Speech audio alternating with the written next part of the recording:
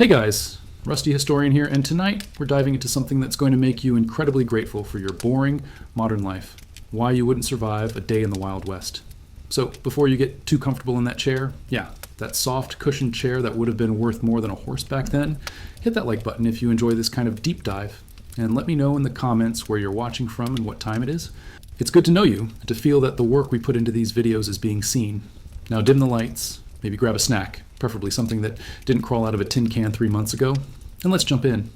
Picture this. You wake up tomorrow morning, but instead of your alarm clock gently nudging you awake with your favorite Spotify playlist, you're being shaken by a grizzled prospector who smells like he hasn't seen soap since the Civil War ended. The sun isn't even up yet, but there's work to be done. And in 1875 Montana Territory, sleeping in past dawn is a luxury that can literally get you killed. Welcome to your worst nightmare. Welcome to a day in the Wild West. You're not waking up in Kansas anymore, Dorothy. You're in a one-room cabin that's about as weatherproof as a screen door, somewhere outside Deadwood, South Dakota. The year is 1876, and if you think your Monday mornings are rough now, just wait until you experience a Monday morning when the nearest Starbucks is about 150 years away. Your eyes crack open to the sound that would haunt the nightmares of any modern person. Complete and utter silence. No traffic humming in the distance, no neighbor's dog barking, no air conditioner humming. Just nothing. Well, almost nothing. There's the sound of wind whistling through gaps in the log walls that are wide enough to slide a playing card through. And somewhere in the distance, a coyote is having what sounds like an existential crisis. You try to sit up, and immediately your back screams in protest. That's because you've been sleeping on what frontier folks generously called a bed, which was essentially a wooden frame with rope stretched across it, and maybe, if you were lucky, a thin mattress stuffed with corn husks, feathers, or whatever else happened to be lying around. Your modern memory foam mattress? That's about as foreign a concept as a smartphone right now. The cabin is maybe 12 by 16 feet. That's smaller than most modern bedrooms, and this is your entire living space. Kitchen, bedroom, living room, and storage all rolled into one. There's a stone fireplace that's barely warm to the touch, because wood is precious out here, and you can't just crank up a thermostat when you're cold. You stumble toward what passes for a window, which is just a hole in the wall with a piece of oiled paper stretched across it. Real glass? That's a luxury item that costs more than most people make in a month. You peer outside, and the landscape looks like God ran out of green paint halfway through creating the world. The ground is hard-packed dirt. No grass lawns here. Grass is for rich folks and cemeteries. There are a few other structures scattered around. An outhouse that you can smell from here, a barn that's seen better decades, and what might generously be called a well, though it looks more like someone just dug a hole and hoped for the best. Your stomach growls, and you think, okay, time for breakfast. But here's your first reality check. There's no refrigerator humming in the corner, no pantry stocked with cereal boxes and fresh fruit, no running water to wash down whatever you manage to find. Instead, you've got a few options, none of which would pass a modern health inspection. There might be some hardtack, a bread so tough it was nicknamed tooth dullers, and sheet iron crackers. Sailors used to tap it on tables to knock the weevils out before eating it. Yes, weevils, little beetles, protein they called it. Or maybe there's some salt pork hanging from a hook near the ceiling. This is meat that was preserved by being packed in so much salt that bacteria couldn't survive. It's basically leather with delusions of grandeur. To make it edible, you'd have to soak it in water for hours to remove enough salt so it wouldn't instantly dehydrate you. And coffee? Well, there might be coffee, but it's not the artisanal, single-origin beans you're used to. This is coffee that's been sitting in a bag for months, probably mixed with chicory root to stretch it further, and brewed in a pot that hasn't been properly cleaned since the Grant administration. You realize you need water to make anything happen, so you head toward that well I mentioned. But here's where things get interesting in the worst possible way. The well is maybe 30 feet deep, and the water down there, it's not exactly Evian. There's no EPA testing the local water supply, no chlorine treatment, no fluoride for your teeth. What you've got is whatever managed to seep through the ground, picking up minerals, bacteria, and whatever else decided to call that underground water table home. You lower the bucket, and yes, it's just a bucket on a rope, and pull up what looks like water, but could contain enough microscopic life forms to populate a small planet. This is the water you'll use for drinking, cooking, washing, and anything else that requires H2O. But let's say you're feeling brave and you decide to drink it anyway. Congratulations.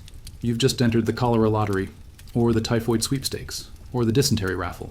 All diseases that killed thousands of people every year because the connection between contaminated water and illness wasn't fully understood. And even when it was, clean water was often impossible to come by. Now, about that coffee. You take your questionable water, pour it into a coffee pot that's probably older than your great-grandmother, and attempt to start a fire. Starting a fire in 1876 isn't like flicking a Bic lighter. You need kindling, dry twigs, paper if you can spare it, maybe some pine needles. Then you need larger sticks, arranged just right to allow airflow. And matches, those are precious commodities. Many folks still used flint and steel, striking sparks into a pile of tinder and blowing gently until they got a flame. Miss a step, and you're eating cold hardtack for breakfast, which, considering what hardtack is, might actually be a blessing in disguise. As you struggle with the fire, you start to realize something that would never occur to your modern brain. Every single thing you do today will require manual labor. There are no electric appliances, no gas stoves, no microwave ovens, no automatic anything. Want hot water? Build a fire and wait. Want food cooked? Build a fire and wait. Want light after dark? Build a fire or light a candle and pray you don't burn the place down. Want heat? Build a fire and constantly feed it, because the moment you stop, that fire dies and you're back to shivering in a cabin that has all the insulation properties of a gazebo. And speaking of fire, that's not just your heating and cooking system. That's your entire entertainment center, your reading light, and your security system all rolled into one. Because when darkness falls in the Wild West, it falls hard. No streetlights, no porch lights, no light pollution washing out the stars. When the sun goes down, you're living in a darkness so complete that you literally cannot see your hand in front of your face. But let's not get ahead of ourselves. It's still morning, and you're already discovering that your phone has no signal. Not because you're in a dead zone, but because the nearest cell tower won't be invented for another 140 years. Your GPS is useless. Your weather app can't tell you if that line of clouds on the horizon is bringing rain or a tornado. You are, in the truest sense of the word, disconnected. Not in the relaxing digital detox way, but in the if something goes wrong, you're completely on your own way. And trust me, things are about to go very, very wrong. All right, let's say you managed to get that fire going without burning down your cabin, which, by the way, happens a lot more than you'd think when your entire house is made of dry wood and you're cooking with open flames. You've got your questionable coffee brewing, and now it's time for the most important meal of the day. Except in the Wild West, most important doesn't mean most delicious or most nutritious. It means most likely to keep you alive until lunch. Your breakfast options are limited and depressing. Let's start with that hardtack I mentioned. This stuff is basically flour, water, and disappointment baked into a cracker so hard that soldiers used to joke about using it as body armor. Some pieces of hardtack from the Civil War were still being eaten, or at least attempted to be eaten, well into the 1880s. To make hardtack even remotely edible, you've got a few options. You can soak it in your coffee until it becomes a soggy mess that tastes like caffeinated cardboard. You can crumble it into whatever liquid you have and make a kind of gruel. Or you can gnaw on it like a beaver and hope your teeth survive the experience. But here's the thing about hardtack. It was designed to last forever, not to taste good. It's got the nutritional value of eating your own shoe, but it won't spoil, it travels well, and if you're desperate enough, it'll fill the empty space in your stomach. Now, if you're lucky, and I mean lottery winner lucky, you might have some eggs. Hey, but these aren't the sanitized, refrigerated, date-stamped eggs from your local grocery store. These are eggs from chickens that roam free, eat whatever they can find, and lay eggs wherever they feel like it. You might find an egg that's been sitting in the hen house for a week. You might crack it open to find a partially developed chick. Or you might discover that what you thought was an egg is actually just a very convincing rock. And those chickens, they're not the plump, docile birds you see in modern farms. These are basically feathered dinosaurs that will attack you for looking at them wrong. They're tough, mean, and if you want eggs or chicken meat, you're going to have to earn it. Let's say you do manage to get a couple of eggs. Now you need to cook them, which means more time feeding your fire, more precious wood being consumed, and more smoke filling your one-room cabin. Because ventilation, that's not really a thing. Your chimney draws most of the smoke, but plenty of it just hangs around, making everything smell like a campfire and giving you the kind of smoky flavor that would be trendy in a modern restaurant, but is just a fact of life here. You crack your eggs into a cast iron pan, if you have one. Cast iron was expensive, heavy, and valuable. Many folks cooked in tin plates or even flat rocks they'd heated by the fire. Your eggs sizzle and pop, and you realize you don't have salt or pepper, or any seasoning at all. See, spices were luxury items. Black pepper was so valuable it was sometimes used as currency. Salt was precious enough that it was kept in special containers and measured carefully. The idea of having a whole rack of spices in your kitchen? That's rich person thinking. So your eggs taste like eggs. Plain, potentially questionable eggs cooked in whatever grease happened to be in the pan from the last time someone cooked something. But wait, there's more bad news coming your way. You need to think about lunch and dinner right now because food procurement in the Wild West isn't a trip to the grocery store. It's an all-day affair that starts with hunting, gathering, or praying that the general store in town has something edible and that you have enough money to afford it. If you want meat, you need to kill it yourself. And I don't mean picking up a package of ground beef from the refrigerated section. I mean taking a living animal, ending its life, butchering it, and preserving it all before it spoils. Let's say you want to hunt a rabbit. First, you need a gun. Not a modern rifle with a scope and precision engineering. You've got a single-shot muzzle loader that takes forever to reload, isn't particularly accurate, and might blow up in your face if you're unlucky. Loading one of these guns is like performing surgery with oven mitts. You need black powder, which is basically controlled explosive material that you're measuring by hand. Too little, and your bullet won't have enough force to kill anything. Too much, and you might lose some fingers, or your face. Then you need shot or a bullet, which you might have to make yourself by melting down lead and pouring it into molds. Then you need wadding to pack everything tight. Then you need to prime the firing mechanism with more powder. The whole process takes several minutes, during which any animal you're hunting has probably died of old age. And accuracy? Forget about it. These guns were more like suggestions than precision instruments. You aimed in the general direction of your target and hoped for the best. Most of the time you missed. The rabbit lives another day and you're having hardtack for dinner. But let's say you get lucky and actually hit something. Congratulations. Now you get to butcher it. With your bare hands and whatever sharp tools you happen to have. No electric knives, no pre-made cuts. Just you, a dead animal, and the knowledge that if you mess this up, you're wasting the only protein you might see for days. You need to skin it, clean out the guts, cut it into pieces, and figure out how to preserve what you can't eat immediately. Because there's no refrigeration, no freezers, no vacuum-sealed packages. Meat spoils fast, especially in warm weather, and spoiled meat doesn't just taste bad, it can kill you. So you might smoke the meat over your fire, which means keeping that fire going for hours or even days. You might salt it if you have salt. You might make jerky by cutting it into thin strips and hanging it to dry, assuming the flies don't get to it first. And flies? Oh boy, do you have flies. They're everywhere. On your food, in your cabin, buzzing around your face constantly. There are no screens on your windows, remember. You don't even have glass windows. Flies are just part of life, and they're carrying all sorts of diseases from all sorts of places. But back to breakfast. You're sitting there with your plain eggs, your tooth-breaking hardtack, and your coffee that tastes like someone mixed dirt with regret. You're already tired, you're probably still hungry, and the sun is barely up. And this is the good part of your day. Because now you need to get dressed, and that's going to be an adventure all by itself. Your clothes aren't the soft, comfortable, machine-washable garments you're used to.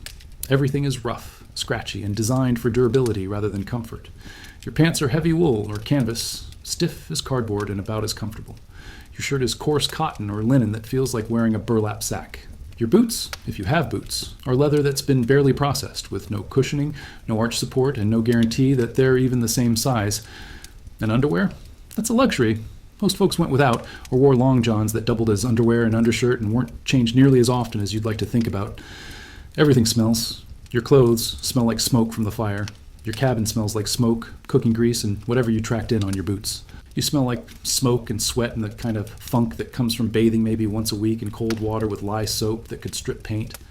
But you can't think about any of that right now because you've got bigger problems coming your way.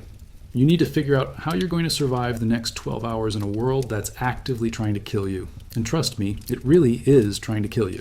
Okay, so you've choked down your breakfast of champions and managed to put on clothes that feel like they were tailored by someone who had only heard clothing described secondhand.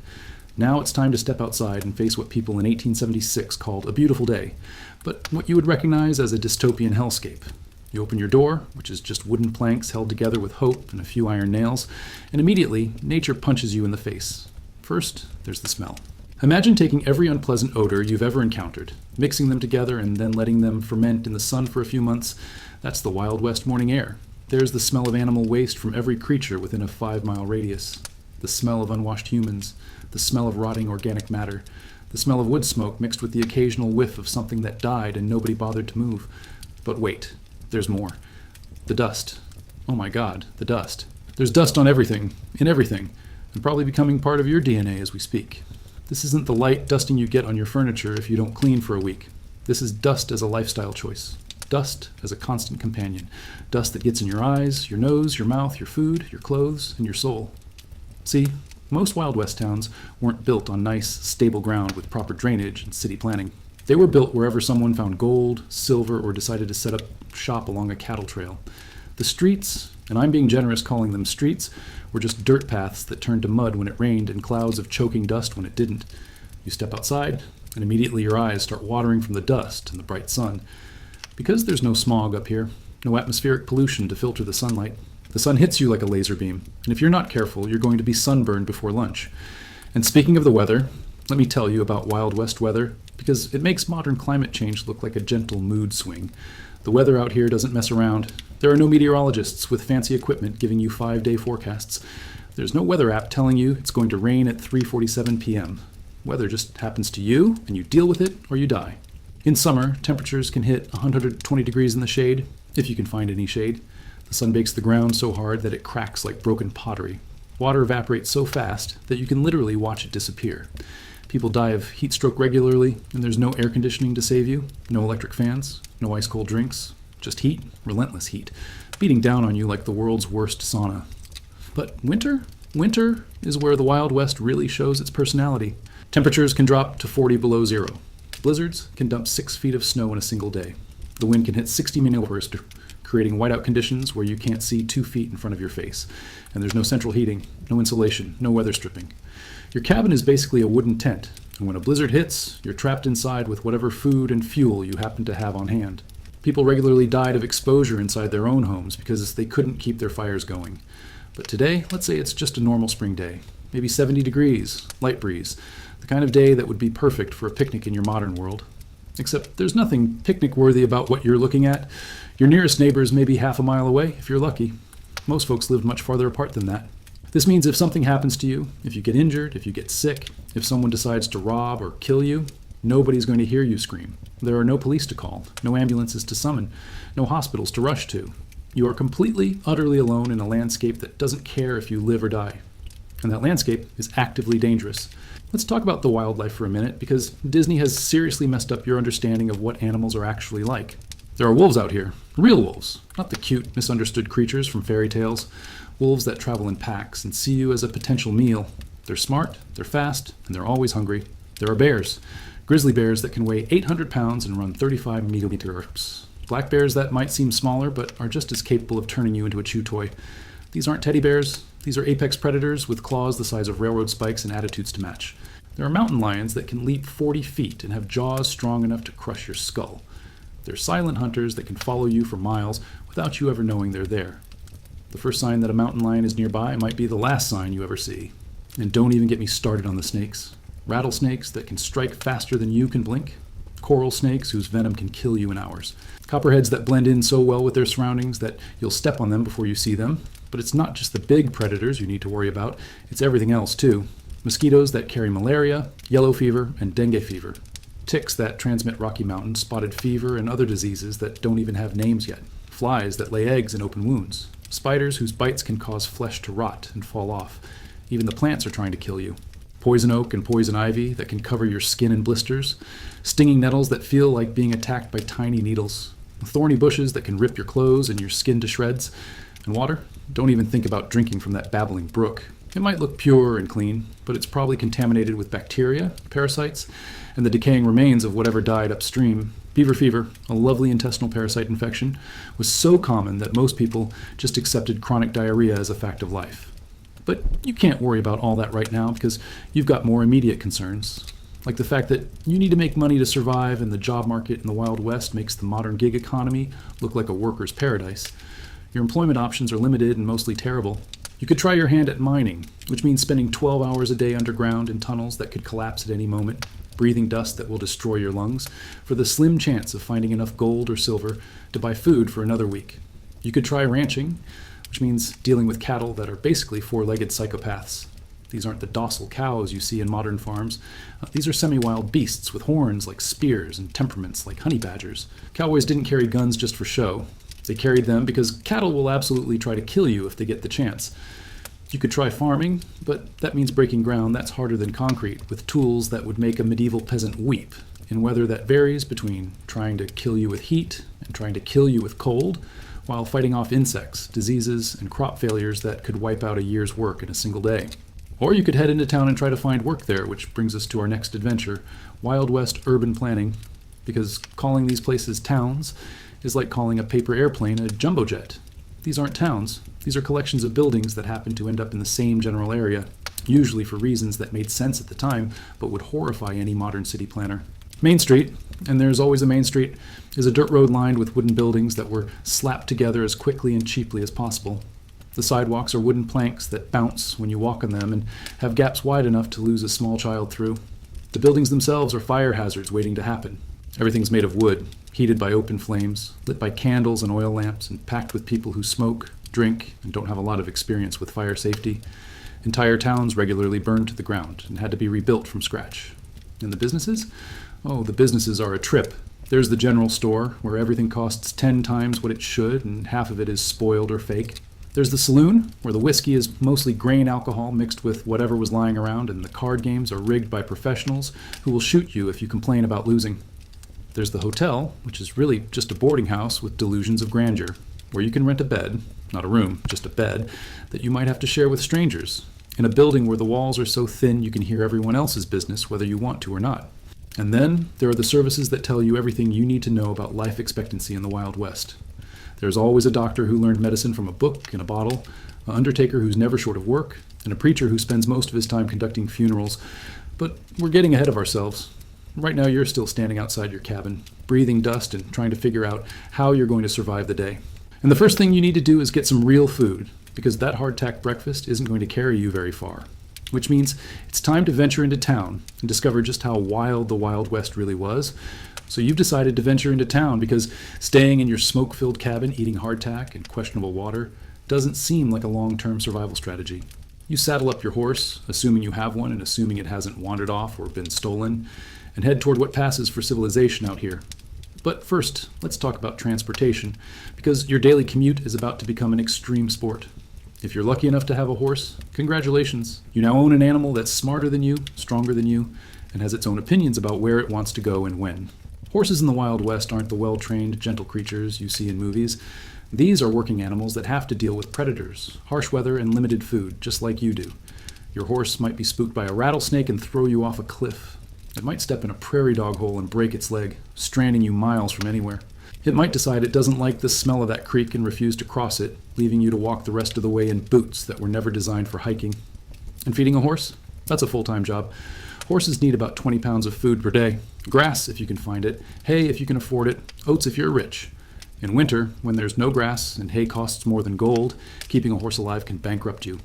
But let's say your horse is feeling cooperative today and doesn't try to murder you. You climb aboard, and there are no comfortable saddles here. These are basic leather contraptions designed for function, not comfort. After an hour of riding, parts of your body that you forgot you had will be screaming in agony. The trail to town isn't a road in any sense that you'd recognize. It's more like a suggestion of where other people have walked their horses, marked by wagon ruts, horse manure, and the occasional pile of bones from travelers who didn't make it. There are no road signs, no mile markers, no GPS to tell you you've taken a wrong turn. If you lose the trail, you're lost in thousands of square miles of wilderness that all looks exactly the same. People died regularly, just trying to get from one town to another, and their bodies were usually found years later, if they were found at all. But let's say you managed to follow the trail without getting lost, eaten by wolves, or thrown from your horse. After 2 hours of riding, because nothing is close to anything else out here, you start to see smoke rising in the distance. And congratulations, you found Deadwood, and the name isn't ironic. The first thing that hits you as you approach town is the smell. Remember that lovely aroma from outside your cabin? Well, that was a gentle spring breeze compared to the olfactory assault of a Wild West town. There are people here, lots of people, and none of them have had a proper bath in weeks. The main street is ankle deep in mud that's a horrifying mixture of dirt, horse manure, human waste, and things you don't want to think about. When it dries, it turns to dust that gets into everything. When it rains, it becomes a swamp that can literally swallow your boots. The buildings are exactly what you'd expect if someone asked you to design structures using only wood scraps and wishful thinking.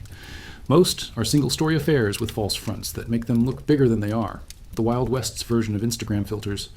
Everything leans, not metaphorically, literally. Buildings lean against each other for support because proper foundations and level ground are luxuries that nobody bothered with. Walking down the sidewalk is like navigating a funhouse, except instead of being fun, it's just dangerous. And the noise. There's a constant din of animals, people, machinery, and chaos. Horses neighing, cattle lowing, pigs squealing, dogs barking, people shouting in languages you can't identify. The sound of hammers and saws as someone tries to build something that won't fall down. The creak and groan of overloaded wagons struggling through the mud. You ride down Main Street, and it's like touring a museum of human misery. There's the general store, where everything's covered in dust and costs more than it's worth. There's the bank, which is really just a strongbox in someone's back room. There's the jail, which is a wooden cage that wouldn't hold a determined chicken. And everywhere, there are people who look like they've been through a war. Because in many ways they have. The men are weathered and hard, with the kind of lean toughness that comes from physical labor and poor nutrition. Most are armed, and I mean visibly armed, guns on their hips, knives in their boots, rifles in their hands. This isn't a fashion statement. These are tools for survival in a place where the law is more of a suggestion than an actual thing. The women, and there aren't many of them, look older than their years. Hard work, constant pregnancy, poor medical care, and the stress of frontier life ages people fast out here. A woman of 30 might look 50 by modern standards. And the children? The ones who survive infancy often look like miniature adults because childhood as we understand it doesn't really exist here. Kids work from the time they can walk because every pair of hands is needed for survival. You dismount from your horse and immediately sink 3 inches into the mud that passes for a street. Your boots make sucking sounds with every step, and you start to understand why people call this place Deadwood. It's not just because of all the dead trees in the area, though there are plenty of those. It's because this place has a way of killing everything that comes into contact with it. You decide to head for the saloon because that's where information flows like the whiskey, which is to say it's mostly poison, but it gets the job done. The saloon is exactly what you'd expect if you've ever seen a Western movie, except dirtier, smellier, and more depressing. The doors are the kind that swing both ways, not because it's stylish, but because proper doors with hinges and frames cost money that nobody wants to spend. You push through the doors, and the first thing that hits you is the smell of stale beer, cheap whiskey, tobacco smoke, and unwashed humanity.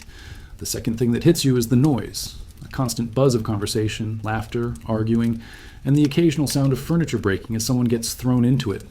The floor is covered in sawdust that's supposed to absorb spills, but mostly just creates a paste of beer, spit, and things you don't want to identify. Your boots stick to the floor with every step, and you realize that the sawdust hasn't been changed in weeks. The bar itself is just a wooden plank laid across some barrels, scarred with knife marks and stained with decades of spilled drinks. Behind it stands the bartender, a man who looks like he's seen everything and wasn't impressed by any of it. The patrons are exactly what you'd expect from a place called Deadwood. Miners with dirt ground so deep into their skin it's become permanent. Cowboys who smell like the cattle they work with. Gamblers in fancy clothes that are fraying at the edges. And in the corner, a piano player who's missing 2 fingers but somehow still manages to bang out songs that might have been popular during the Civil War. You order a whiskey, because that's what you do in a saloon, and the bartender pours you something that looks like it could strip paint, and probably could.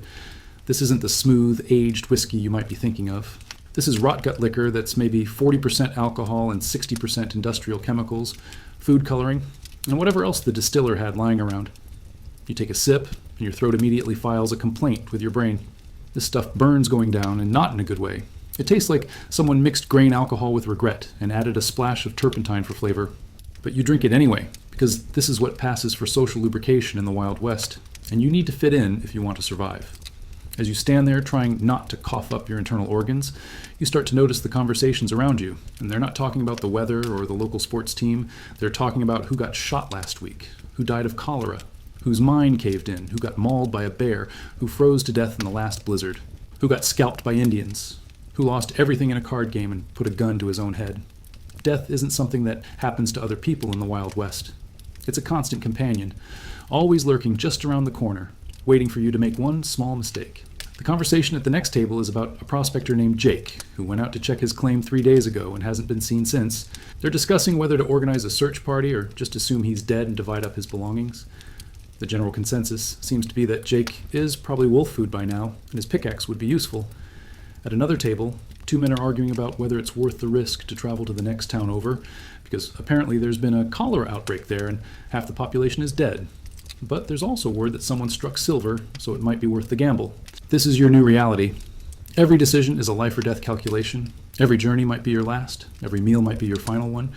You're starting to understand why everyone in this saloon looks like they've aged 10 years for every year they've lived. But your philosophical contemplation of mortality is interrupted by a commotion near the back of the room. 2 men have started arguing over a card game. And in the Wild West, card game arguments have a way of escalating quickly. And one of them, a lean man with a kind of mustache that takes dedication to maintain in a place where soap is a luxury, is accusing the other of cheating. The accused cheater, a heavy-set fellow with more scars than teeth, is taking exception to the accusation. Now, in your modern world, this might lead to harsh words, maybe a shove, possibly a call to security. Here, it's about to become a gunfight, because that's how disputes are settled in Deadwood. Not through courts and lawyers and civilized discussion, through hot lead and fast draws. The tension in the room ratchets up about 10 notches. Conversations stop. People start moving away from the 2 men. Not because they're afraid of getting hurt, but because they've seen the show before and they know how it ends. Both men stand up slowly, their hands hovering near their guns. This is the moment you realize that all those Western movies you've seen got at least one thing right. Gunfights really do start with a lot of dramatic staring. But here's what the movies didn't tell you. These aren't professional gunfighters with lightning-fast draws and perfect aim. These are regular guys with cheap revolvers who are probably drunk and definitely scared. The thin man goes for his gun first. His draw is clumsy and slow by movie standards, but plenty fast enough to end someone's life. The heavy man tries to draw at the same time, fumbles his weapon, and gets a bullet in the chest for his trouble. The sound of the gunshot in the enclosed space is deafening. Your ears ring, and smoke fills the air. The heavy man stumbles backward, knocks over a chair, and falls to the floor. Blood spreads across his shirt like spilled wine. And here's the really disturbing part. Nobody seems particularly bothered by this. The piano player starts up again. People go back to their conversations. The bartender walks over, checks to make sure the man is dead, and starts discussing with a couple of patrons how they're going to dispose of the body. The winner of the gunfight sits back down at his table, reloads his revolver, and orders another drink like nothing happened. Because in Deadwood, nothing did happen. This is just Tuesday afternoon entertainment. You realize that your hands are shaking, and not just from the rot gut whiskey. You've just witnessed a man die over a card game, and everyone around you treats it like it's no more significant than someone dropping a glass. This is the reality of Wild West justice. There are no police to call, no 911 to dial, no paramedics to rush in and save the wounded man. If someone shoots you, you die, and that's the end of the story. Your problems become someone else's problems, and life goes on without you. The dead man is dragged outside and dumped in what passes for a cemetery, which is really just a field behind town where they throw bodies when they pile up too high. There's no formal burial service, no headstone with his name, no notification of next of kin, assuming he had any. He'll be buried in a wooden box if he's lucky, or just wrapped in a blanket if wood is scarce. Within a few months, his grave will be unmarked and forgotten. In a year, nobody will remember his name. This is how people disappear in the Wild West. Not dramatically, not heroically. They just stop existing and the world keeps turning. You decide you've had enough of the saloon atmosphere and head back outside, where the late afternoon sun is starting to sink toward the horizon. And that's when you realize you have a new problem. You need a place to sleep tonight. The sun is getting lower, and you're starting to understand that nightfall in the Wild West isn't like nightfall in your modern world, where darkness just means turning on some lights and carrying on with your evening. Here, darkness means danger, cold, and very real threats to your continued existence. You need shelter, and your options are about as appealing as everything else you've encountered today. There's the hotel, and I use that term very loosely. It's a 2-story wooden building that looks like it was designed by someone who had only heard about architecture secondhand. The sign out front reads, Grand Hotel, which is about as truthful as calling a paper airplane a fighter jet. You push through the front door, which hangs crooked on its hinges and scrapes against the warped floor. The lobby is a generous term for what amounts to a room with a desk, a couple of chairs that have seen better decades, and a staircase that creaks ominously even when nobody's walking on it. Behind the desk sits a man who looks like he's been preserved in whiskey and disappointment. His clothes are cleanish, which makes him practically aristocracy around here, and he's reading a newspaper that's 3 weeks old, which makes it practically current events. Need a room? He asks without looking up, as if the answer isn't obvious from the fact that you're standing in his hotel lobby looking desperate. What are my options? You ask, already dreading the answer. He finally looks up, and his expression suggests that your question is about as intelligent as asking for directions to the moon. Well, he says, we got the deluxe room for $2 a night. That's got a bed, a wash basin, and a window with actual glass in it. $2 might not sound like much, but in 1876, that's about half of what an average worker makes in a day. For perspective, that's like paying $150 for a hotel room in modern money, except the room you're getting wouldn't pass inspection as a storage closet today. Or, he continues, we got regular rooms for $1, bed and wash basin, but the windows just got oiled paper. And then there's dormitory style for 50 cents. That's just a bed in a room with 5 other fellas, and you better hope none of them snore or have the consumption. You decide to splurge on the regular room, because sharing a room with 5 strangers in an era before deodorant was invented seems like a special kind of hell. He hands you a key that's bigger than your smartphone and points toward the stairs. Room 4, upstairs. Chamber pots under the bed. Empty it yourself. We ain't running a full-service establishment here. You climb the stairs, which groan and sway with each step like they're auditioning for a collapse. The hallway upstairs is narrow, dark, and smells like a combination of unwashed humanity, stale tobacco, and something that might charitably be called rustic. Room 4 is exactly what you'd expect if you asked someone to create the most depressing hotel room possible using only materials found in a barn. The bed is a wooden frame with a rope stretched across it, topped with a mattress that's basically a cloth bag stuffed with what might be straw, corn husks, or possibly just whatever was lying around when they made it. It's lumpy, it sags in the middle, and it makes sounds when you sit on it that suggest it's inhabited by small creatures.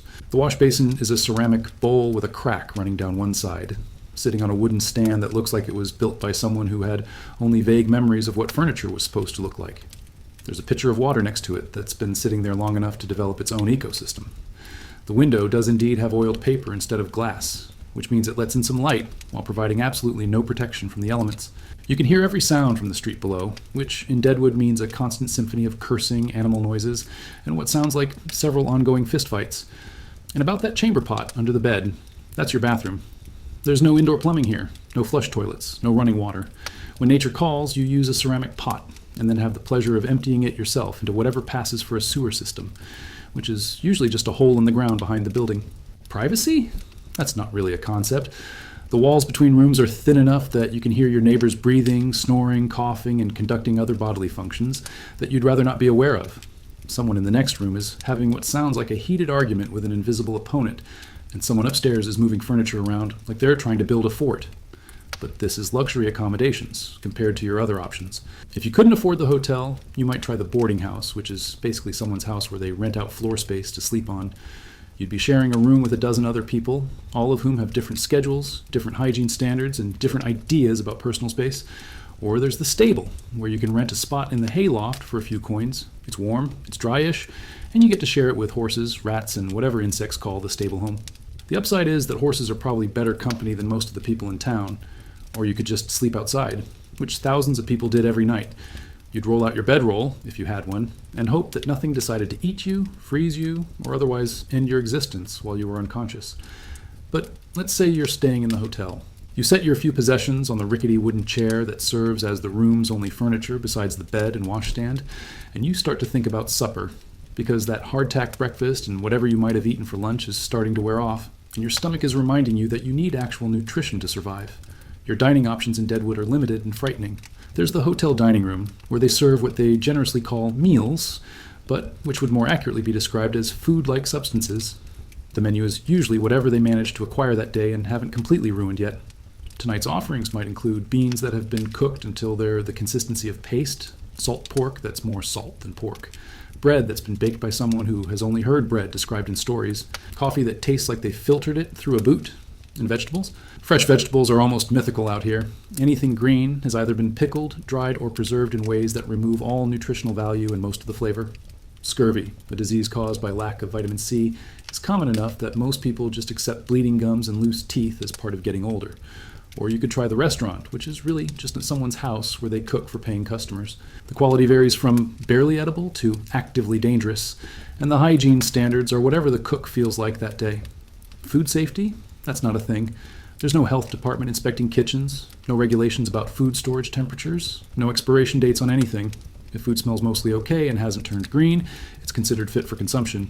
The meat might be fresh, or it might be something they shot last week and have been trying to use up before it kills someone.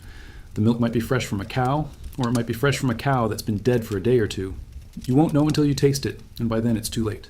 But you're hungry, and hunger is a powerful motivator. You head downstairs to the hotel dining room, which is a generous term for a room with a few tables and chairs that don't match. The proprietor's wife, a woman who looks like life has used her for target practice, serves you what she calls beef stew. It's a brown liquid with chunks of something floating in it.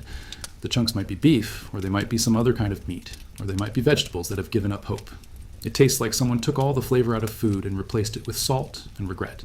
But it's hot, it's filling, and it probably won't kill you immediately. So you eat it and try not to think too hard about what you're putting in your mouth. The bread is dense enough to use as a weapon and tastes like the baker confused salt for sugar.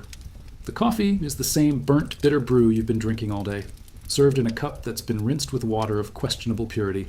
But as you sit there choking down your meal, you start to notice the other diners, and you realize that everyone else seems perfectly happy with this culinary disaster, because this isn't a bad meal by Wild West standards. This is a pretty good meal.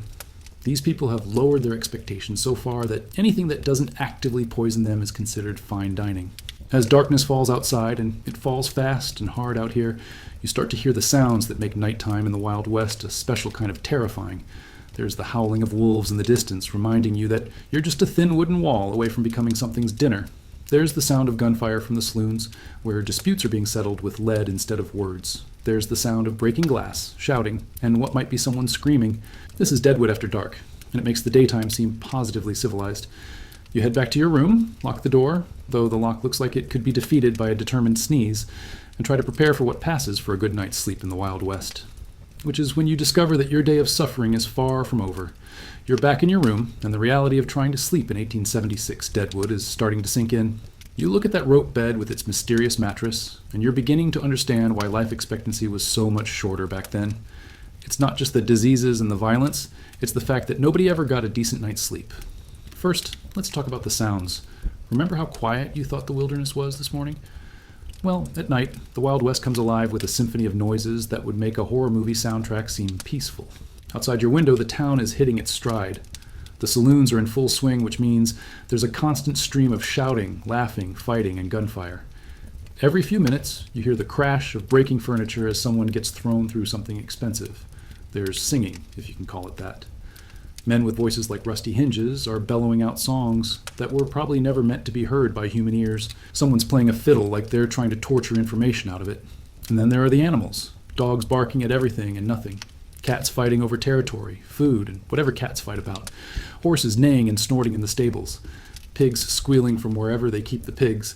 And underneath it all, the constant lowing of cattle from the holding pens outside town. But that's just the town noise. Beyond that, you've got the wilderness making its presence known. Coyotes howling like they're auditioning for a demon choir, wolves calling to each other across the darkness, owls hooting with the kind of regularity that suggests they're specifically trying to prevent you from falling asleep. And every now and then, there's a sound that you can't identify, but that makes your spine tingle with prehistoric fear. Something large moving through the brush, something that might be looking for an easy meal. But the sounds are just the beginning of your problems. The bed itself is like sleeping on a medieval torture device. The rope frame sags under your weight, creating a hammock effect that puts your spine in positions it was never meant to assume. The mattress, and I'm being generous calling it that, is lumpy, scratchy, and makes noise every time you move. And you will move because comfort is impossible. Every position you try feels worse than the last.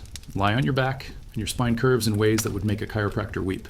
Lie on your side, and your hip bone grinds against what feels like a collection of rocks. Lie on your stomach, and you realize that the mattress smells like it's been home to several generations of small animals. The blanket, there's only one, is made of wool that's so scratchy it feels like it was woven from porcupine quills. It's also not quite large enough to cover your entire body, so you're constantly playing a game of which part of me freezes tonight? Because it gets cold, really cold. There's no central heating, no electric blankets, no thermostat you can adjust. Your only heat source is the residual warmth from the fireplace downstairs, which stopped being fed hours ago. The temperature in your room drops steadily throughout the night, and by morning you'll be able to see your breath. Your extremities go numb, your muscles tense up trying to generate warmth. You curl into a ball and pray for dawn. But cold is the least of your problems, because you're not alone in this room. Oh, you're the only human in here, but you've got plenty of company. The Wild West had an ecosystem of parasites and pests that viewed human habitation as an all-you-can-eat buffet. First, there are the fleas. Fleas are everywhere, in the mattress, in the blanket, in your clothes, probably in your hair by now. They bite constantly, leaving you covered in itchy welts. And every flea bite is a potential disease vector carrying everything from plague to typhus. Then there are the bedbugs. These little vampires live in the cracks and crevices of furniture and come out at night to feed on sleeping humans. Their bites are itchy, painful, and can get infected easily. They're also nearly impossible to get rid of once they've established themselves.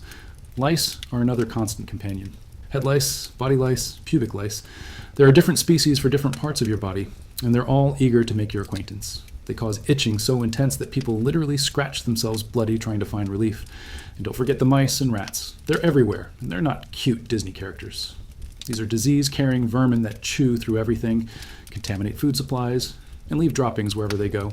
You can hear them scurrying around in the walls, under the floorboards, and occasionally across your blanket. But wait, there's more. Cockroaches the size of your thumb scuttle across the floor and walls. Spiders build webs in every corner and drop down on you when you least expect it. Various flying insects buzz around your head all night, occasionally landing on your face or flying into your mouth. And then there are the bigger visitors. Snakes sometimes found their way into warm buildings looking for mice to eat. Skunks occasionally wandered indoors. Once in a while, a confused bat would fly through an open window and spend the night careening around the room like a feathered ping-pong ball.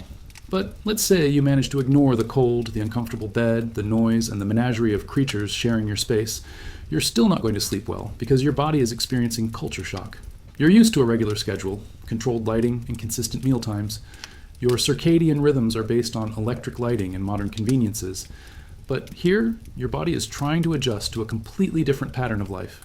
You go to bed when the sun goes down because artificial light is expensive and dangerous. You wake up when the sun comes up because that's when the workday starts. There are no sleep aids, no melatonin, no comfortable mattresses to ease the transition. Your body just has to figure it out or suffer. And suffer it does. You lie there for hours, listening to the chaos outside, feeling every lump in the mattress, scratching at flea bites and trying to find a position that doesn't make some part of your body hurt. Every time you start to drift off, something wakes you up. A gunshot from the street below, a fight in the next room, a rat running across your feet, the person upstairs dropping something heavy on the floor. When you do manage to fall asleep, your dreams are filled with all the dangers and discomforts you've experienced during the day. You dream about wolves chasing you across endless prairies. You dream about being buried alive in a collapsed mine. You dream about dying of thirst in the desert while vultures circle overhead. You wake up multiple times during the night, disoriented and scared. The darkness is so complete that you can't see anything, not even your own hand in front of your face. You have no idea what time it is or how much longer until dawn. And speaking of dawn, it comes early, really early. The sun rises around 5 a.m., and with it comes the noise of a town waking up. Roosters crowing, dogs barking, people shouting, wagon wheels creaking on the muddy streets. You've maybe gotten 3 hours of actual sleep, and none of it was good sleep. You feel like you've been beaten with clubs and left in a ditch. Your back aches, your neck is stiff, your skin is covered with bites and scratches, and your head feels like it's stuffed with cotton. But this is morning in the Wild West, and the day waits for no one. You can hear people moving around downstairs, the sounds of breakfast being prepared, horses being saddled, and the general bustle of a town that starts work before the sun is fully up. You stagger out of bed, splash some water on your face from that questionable pitcher, and try to make yourself presentable. But presentable in 1876 is a much lower bar than you're used to. Your clothes are wrinkled from sleeping in them, because you slept in your clothes, because it was too cold not to, and because night clothes are a luxury most people can't afford. Your hair's a mess, but there's no styling products, no blow dryers, no mirrors that would let you see how bad you look anyway. You're hungry, thirsty, tired, sore, and covered with insect bites. And this is just the beginning of day 2, because now you need to figure out how you're going to make money to survive another night in this paradise. And the job market in Deadwood makes modern unemployment look like a minor inconvenience. You stumble downstairs, looking and feeling like death warmed over, and immediately realize that everyone else in the hotel dining room looks exactly the same. Hollow-eyed, pale, and moving like their bodies are filing formal complaints against their life choices. This isn't because they've had a rough night.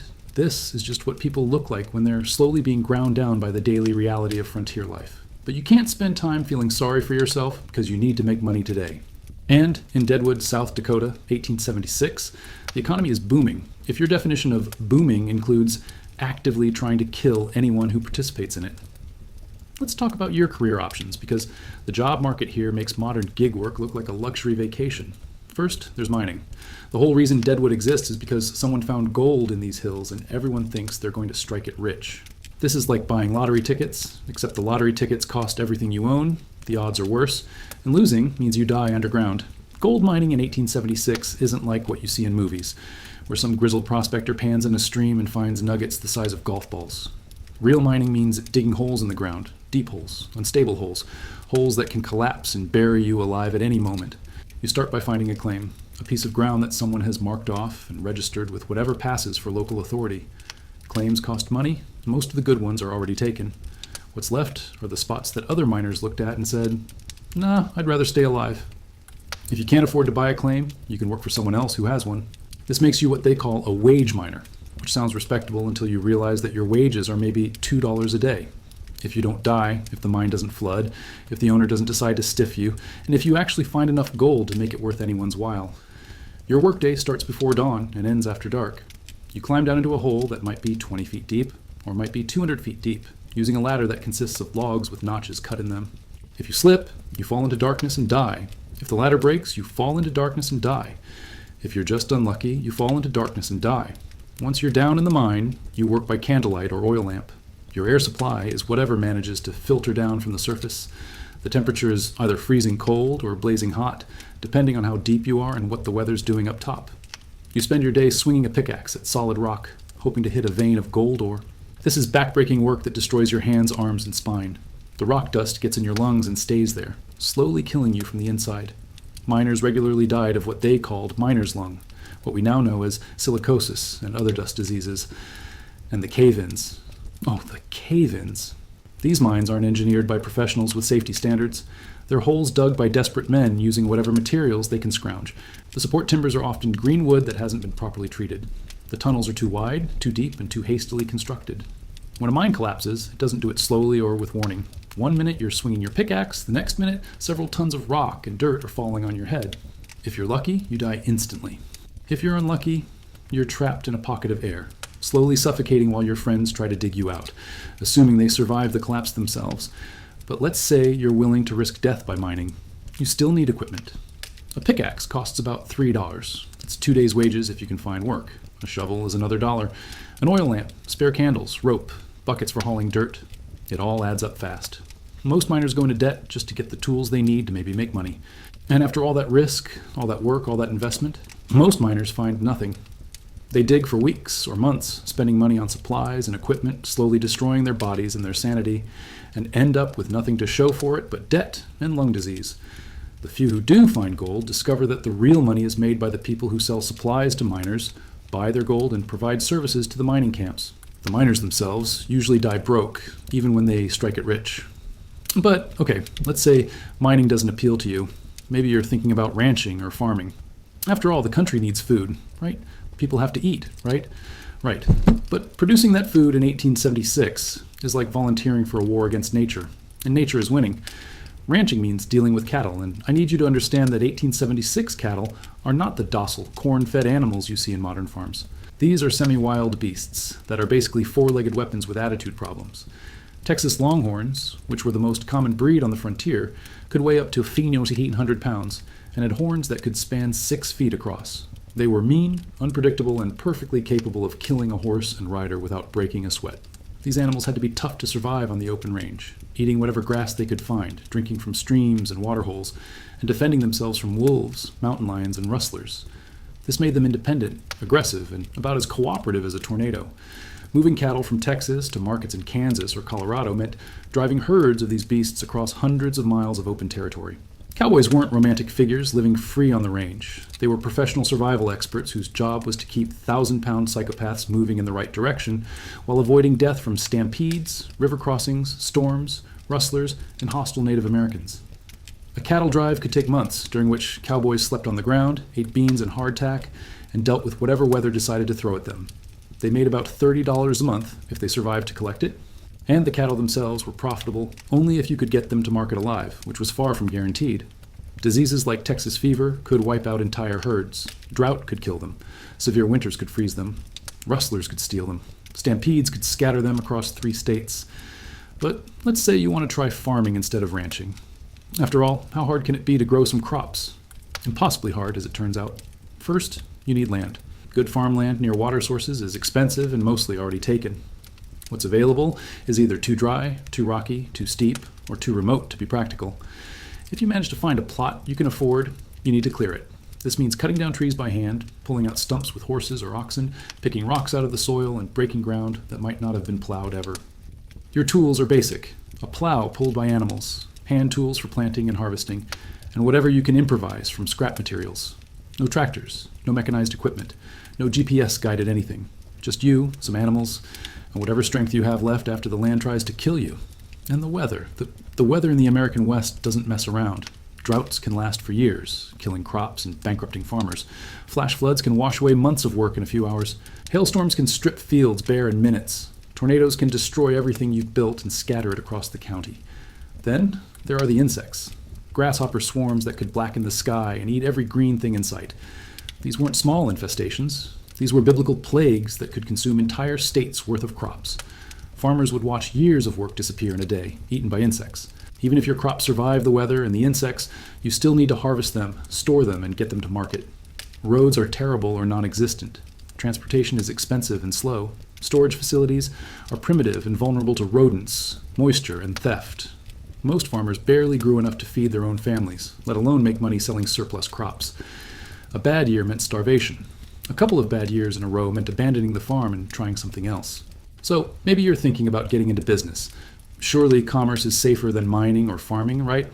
Wrong again. Running a business in a frontier town means dealing with customers who might pay you in gold dust, trade goods, or bullets, depending on their mood. There's no credit system, no banks you can trust, no legal framework to enforce contracts. Your inventory is whatever you can get delivered by wagon train or pack mule, assuming it doesn't get stolen by road agents, destroyed by weather, or eaten by animals during transport. Everything costs more than it should because of transportation costs and the risks involved in getting goods to remote locations. And your customers are mostly people who are one bad day away from being broke or dead themselves. They need supplies on credit, but they might not be alive long enough to pay you back. They might strike it rich and pay you 10 times what they owe, or they might disappear in the night and leave you holding worthless IOUs. Competition is cutthroat, sometimes literally. Business disputes are settled with guns more often than lawyers. If someone decides you're charging too much or treating them unfairly, they might express their dissatisfaction by burning down your store. But let's say none of these career options appeal to you. Maybe you're thinking about law enforcement. After all, towns need sheriffs and deputies, right? Yes, they do. And the job has a life expectancy measured in weeks.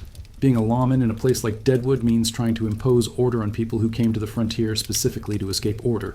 These aren't folks who have a lot of respect for authority, and they're all armed with weapons they know how to use. Your job is to break up fights between people who settle arguments with knives and guns. You're supposed to arrest criminals who have nothing to lose and everything to gain by killing you. You're expected to keep the peace in a place where peace is seen as a sign of weakness. And the pay? Maybe $50 a month if the town can afford to pay you, if you live long enough to collect it, and if the city council doesn't decide that law enforcement is too expensive. Most frontier lawmen lasted a few months before they were killed, wounded so badly they couldn't work, or quit and ran away. The smart ones took bribes from the biggest criminals and tried to stay out of everyone else's way. So there you are, standing in the hotel dining room, choking down breakfast that tastes like punishment, trying to figure out how you're going to make enough money to afford another night in this paradise. And every option involves risking your life for wages that wouldn't buy lunch in your modern world. This is the reality of the Wild West economy. It was a system designed to extract wealth from the ground and the workers, usually killing both in the process. But hey, at least you've got options, right? So you've been in Deadwood for 24 hours, and your body is already sending you urgent memos about its declining condition. That flea-infested bed has left you covered in bites that are starting to swell and itch, so your stomach is making sounds like a wounded animal from the questionable food. Your back aches from sleeping on a rope and straw torture device, and you're pretty sure something you ate is declaring war on your digestive system. Time to see a doctor, right? After all, medical care is a basic human need, and surely, even in 1876, there must be qualified physicians available to help. Oh, sweet summer child, you're about to discover that frontier medicine makes medieval bloodletting look like advanced surgery. The doctor in Deadwood, and I'm using air quotes so aggressively they could be seen from space, is a man named Doc Holliday. Not the famous gunfighter Doc Holliday, just some guy who decided to call himself Doc, because he once watched someone else treat a bullet wound and figured, how hard could it be? His medical credentials consist of a book called Every Man His Own Doctor that he bought from a traveling salesman, plus whatever practical experience he's gained from treating the endless stream of injuries and diseases that plague frontier life. This is like learning brain surgery from YouTube videos, except YouTube videos are actually more reliable. You find his office above the general store, a single room that serves as examination room, surgery, and probably his living quarters. The smell hits you before you reach the top of the stairs. A mixture of carbolic acid, blood, sweat, and something that might charitably be called medicinal alcohol, but is more likely just rot-gut whiskey. The doctor himself looks like he's been sampled his own anesthesia a bit too liberally. His hands shake, his eyes are bloodshot, and his clothes are stained with substances you don't want to identify. But he's the only medical professional within 100 miles, so beggars can't be choosers. What seems to be the problem, he asks, and his breath could sterilize surgical instruments. You explain your symptoms. The bites, the stomach problems, the general feeling that your body is staging a revolt against consciousness. He nods sagely, like he's hearing something profound instead of the standard complaints of anyone who's spent 24 hours in a frontier town. His diagnostic process consists of looking at you with one bloodshot eye, poking you in a few random places, and asking if it hurts when he does that. When you say yes, he nods like he's just made a brilliant deduction. Yep, he says with the confidence of a man who's never been troubled by self-doubt. You got the frontier complaint, very common around these parts. The frontier complaint, as far as you can tell, is his term for being alive in 1876, but he's already reaching for his medical bag, which looks like it was inherited from a Civil War battlefield surgeon and hasn't been cleaned since. His treatment options are limited but enthusiastic. First, he suggests bloodletting, because in 1876, the solution to most medical problems was to remove blood until the patient either got better or died, usually the latter. The theory, as he explains it, while sharpening what might generously be called a scalpel, is that bad blood is causing your problems, so removing some blood will remove the bad parts and leave only the good blood. This makes about as much medical sense as treating a broken leg by removing the leg, but it's standard practice in frontier medicine. When you politely decline to have your blood drained by a drunk with questionable hygiene, he moves on to option 2, purging. This involves taking substances designed to make you vomit and have diarrhea simultaneously, on the theory that whatever's wrong with you will be expelled along with everything else in your digestive system. His purgatives are a delightful mixture of mercury, lead compounds, and various plant extracts that are probably more toxic than whatever you're trying to cure. The mercury alone is enough to cause brain damage, but hey, at least you'll be too mentally impaired to notice your other health problems. Option 3 is his patent medicines, which are basically alcohol mixed with cocaine, opium, and whatever else happens to be lying around. These were the energy drinks of the 1876. They made you feel great temporarily while slowly poisoning you to death. His bottle of Dr. Kilmore's Miracle Elixir, and yes, that's actually what it's called, claims to cure everything from consumption to broken bones to existential dread.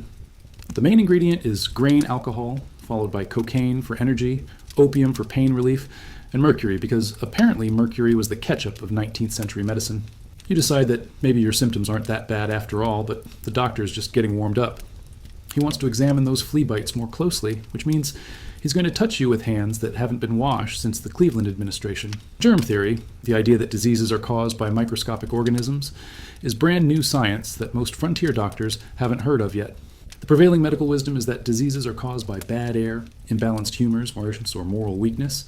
So when Doc examines your flea bites, he does it with hands that have been inside other patients, handled dead animals, touched every dirty surface in town, and been God knows where else. He's basically a mobile disease distribution system with a medical license that he printed himself. His examination technique consists of poking and prodding while making sounds that are supposed to indicate deep medical thinking, but probably just mean he's trying to remember what he had for breakfast.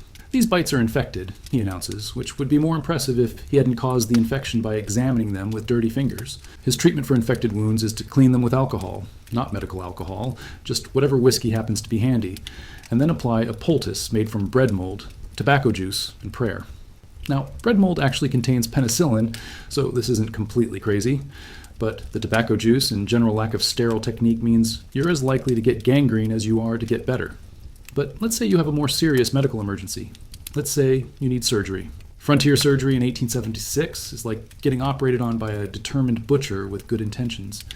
There's no anesthesia except whiskey and opium, no sterile instruments, no understanding of infection control, no antibiotics to prevent post-surgical complications. The mortality rate for surgery was about 50%, not because the procedures were complicated, but because half the patients died of infection, shock, or blood loss.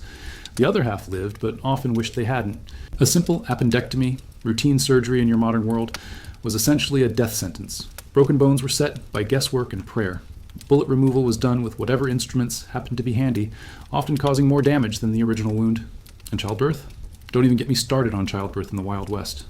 Maternal mortality rates were so high that pregnancy was basically Russian roulette with biological consequences. 1 in 8 women died in childbirth, not from complications we can't handle, but from infections, bleeding, and lack of basic medical knowledge.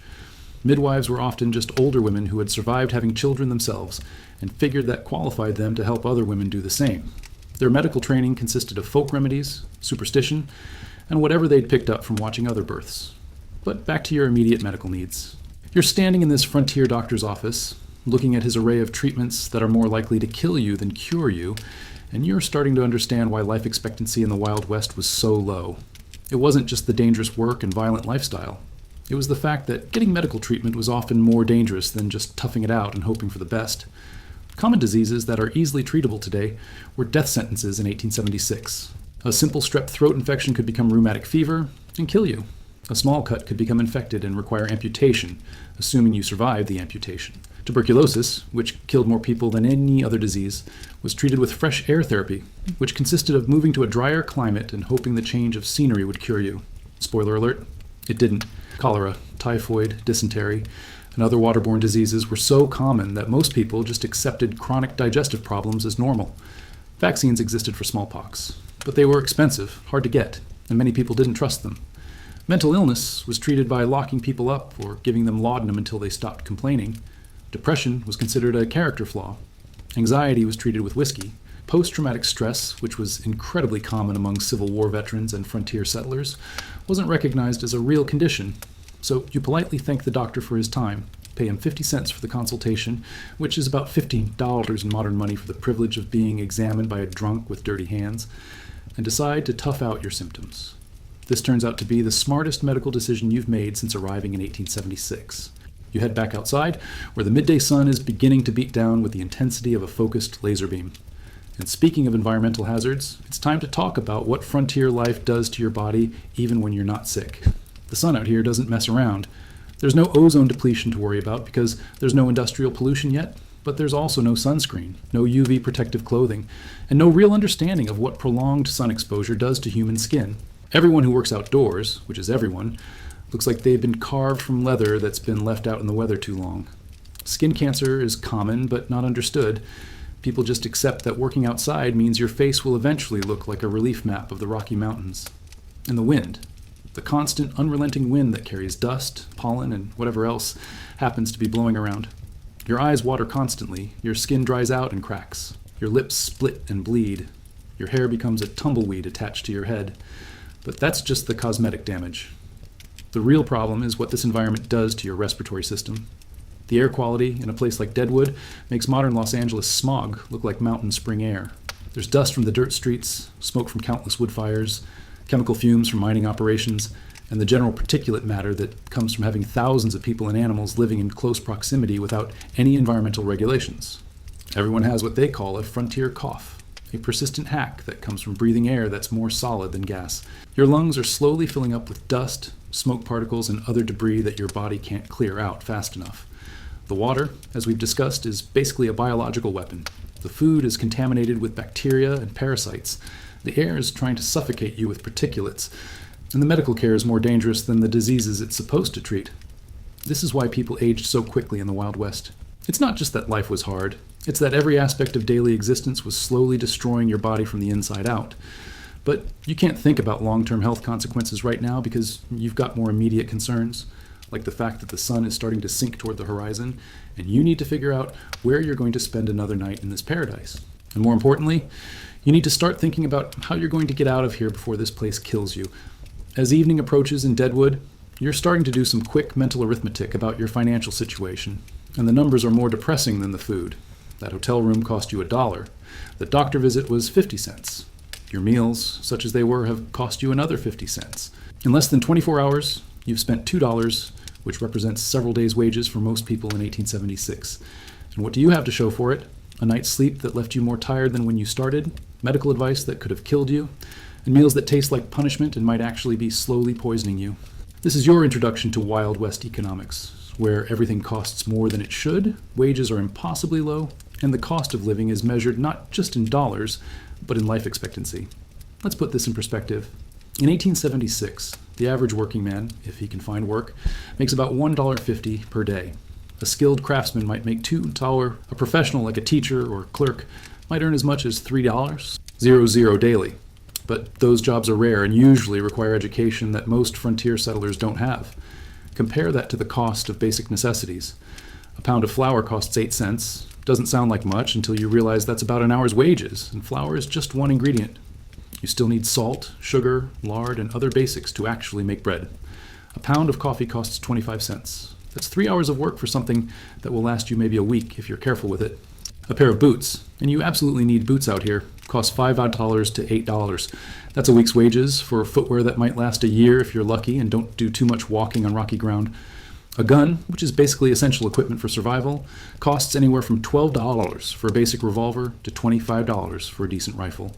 That's 2 to 3 weeks' wages for something you hope you'll never have to use, but can't afford not to have. And those are just the basics. Anything that requires transportation from back east, which is everything more complex than a pickaxe or a coffee pot, costs multiples of what it would cost in established cities. A simple glass window costs $10, Nearly 2 weeks' wages for a luxury that most people live without. A cast iron stove costs $30 to $50, which is 2 months' pay for something that makes the difference between cooking food and eating it raw. But here's the really depressing part. Most people aren't making that $1.50 per day consistently. Work is seasonal, dangerous, and unreliable. Mines play out, crops fail, businesses go bankrupt, weather shuts down entire industries for months at a time. A cowboy might make $30 for a month-long cattle drive, but then spend the next 3 months looking for work. A miner might earn good money for a few weeks, then watch his claim flood and lose everything. A farmer might have one good harvest that lets him feel rich, followed by 3 bad years that put him in debt. Most people live on credit, trading promises to pay for basic necessities. The general store extends credit because they have to. Their customers can't pay cash because they don't have cash. But that credit comes with interest rates that would make modern payday lenders blush. If you can't pay your debts, the storekeeper might take your equipment, your livestock, or your land claim. Bankruptcy isn't a legal process that gives you a fresh start. It's economic death that leaves you with nothing but the clothes on your back and nowhere to go. And speaking of nowhere to go, let's talk about the cost of transportation. You've been thinking about maybe getting out of Deadwood before it kills you, but leaving is almost as expensive as staying.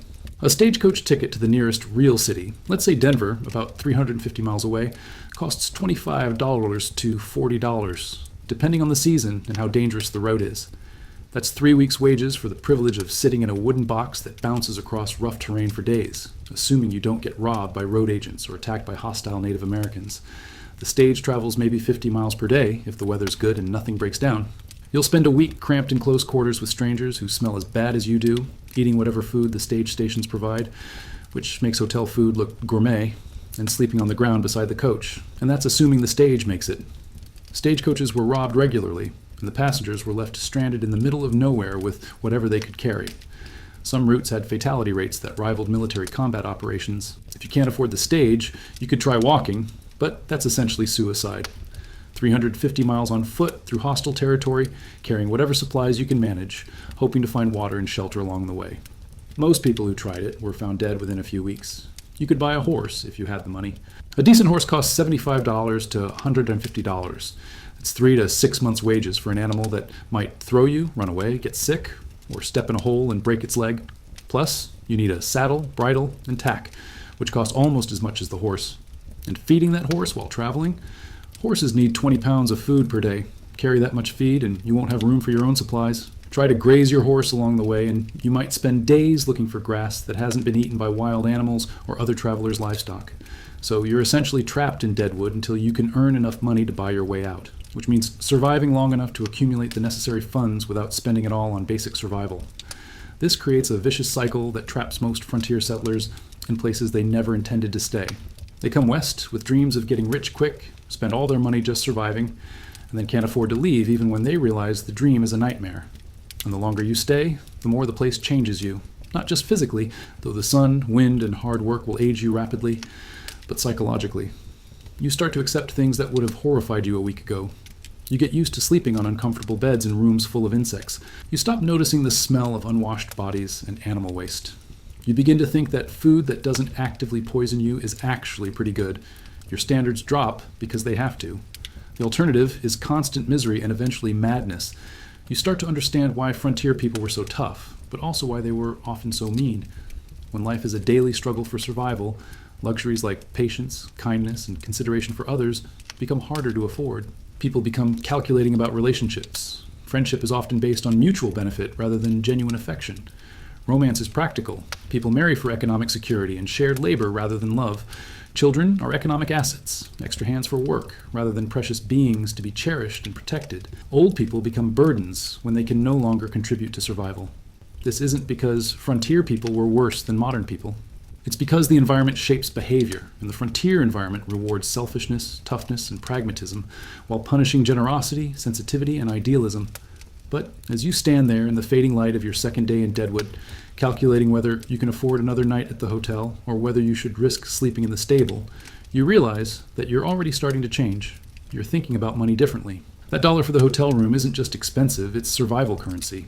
You're prioritizing immediate needs over comfort. You're accepting discomfort as the price of staying alive.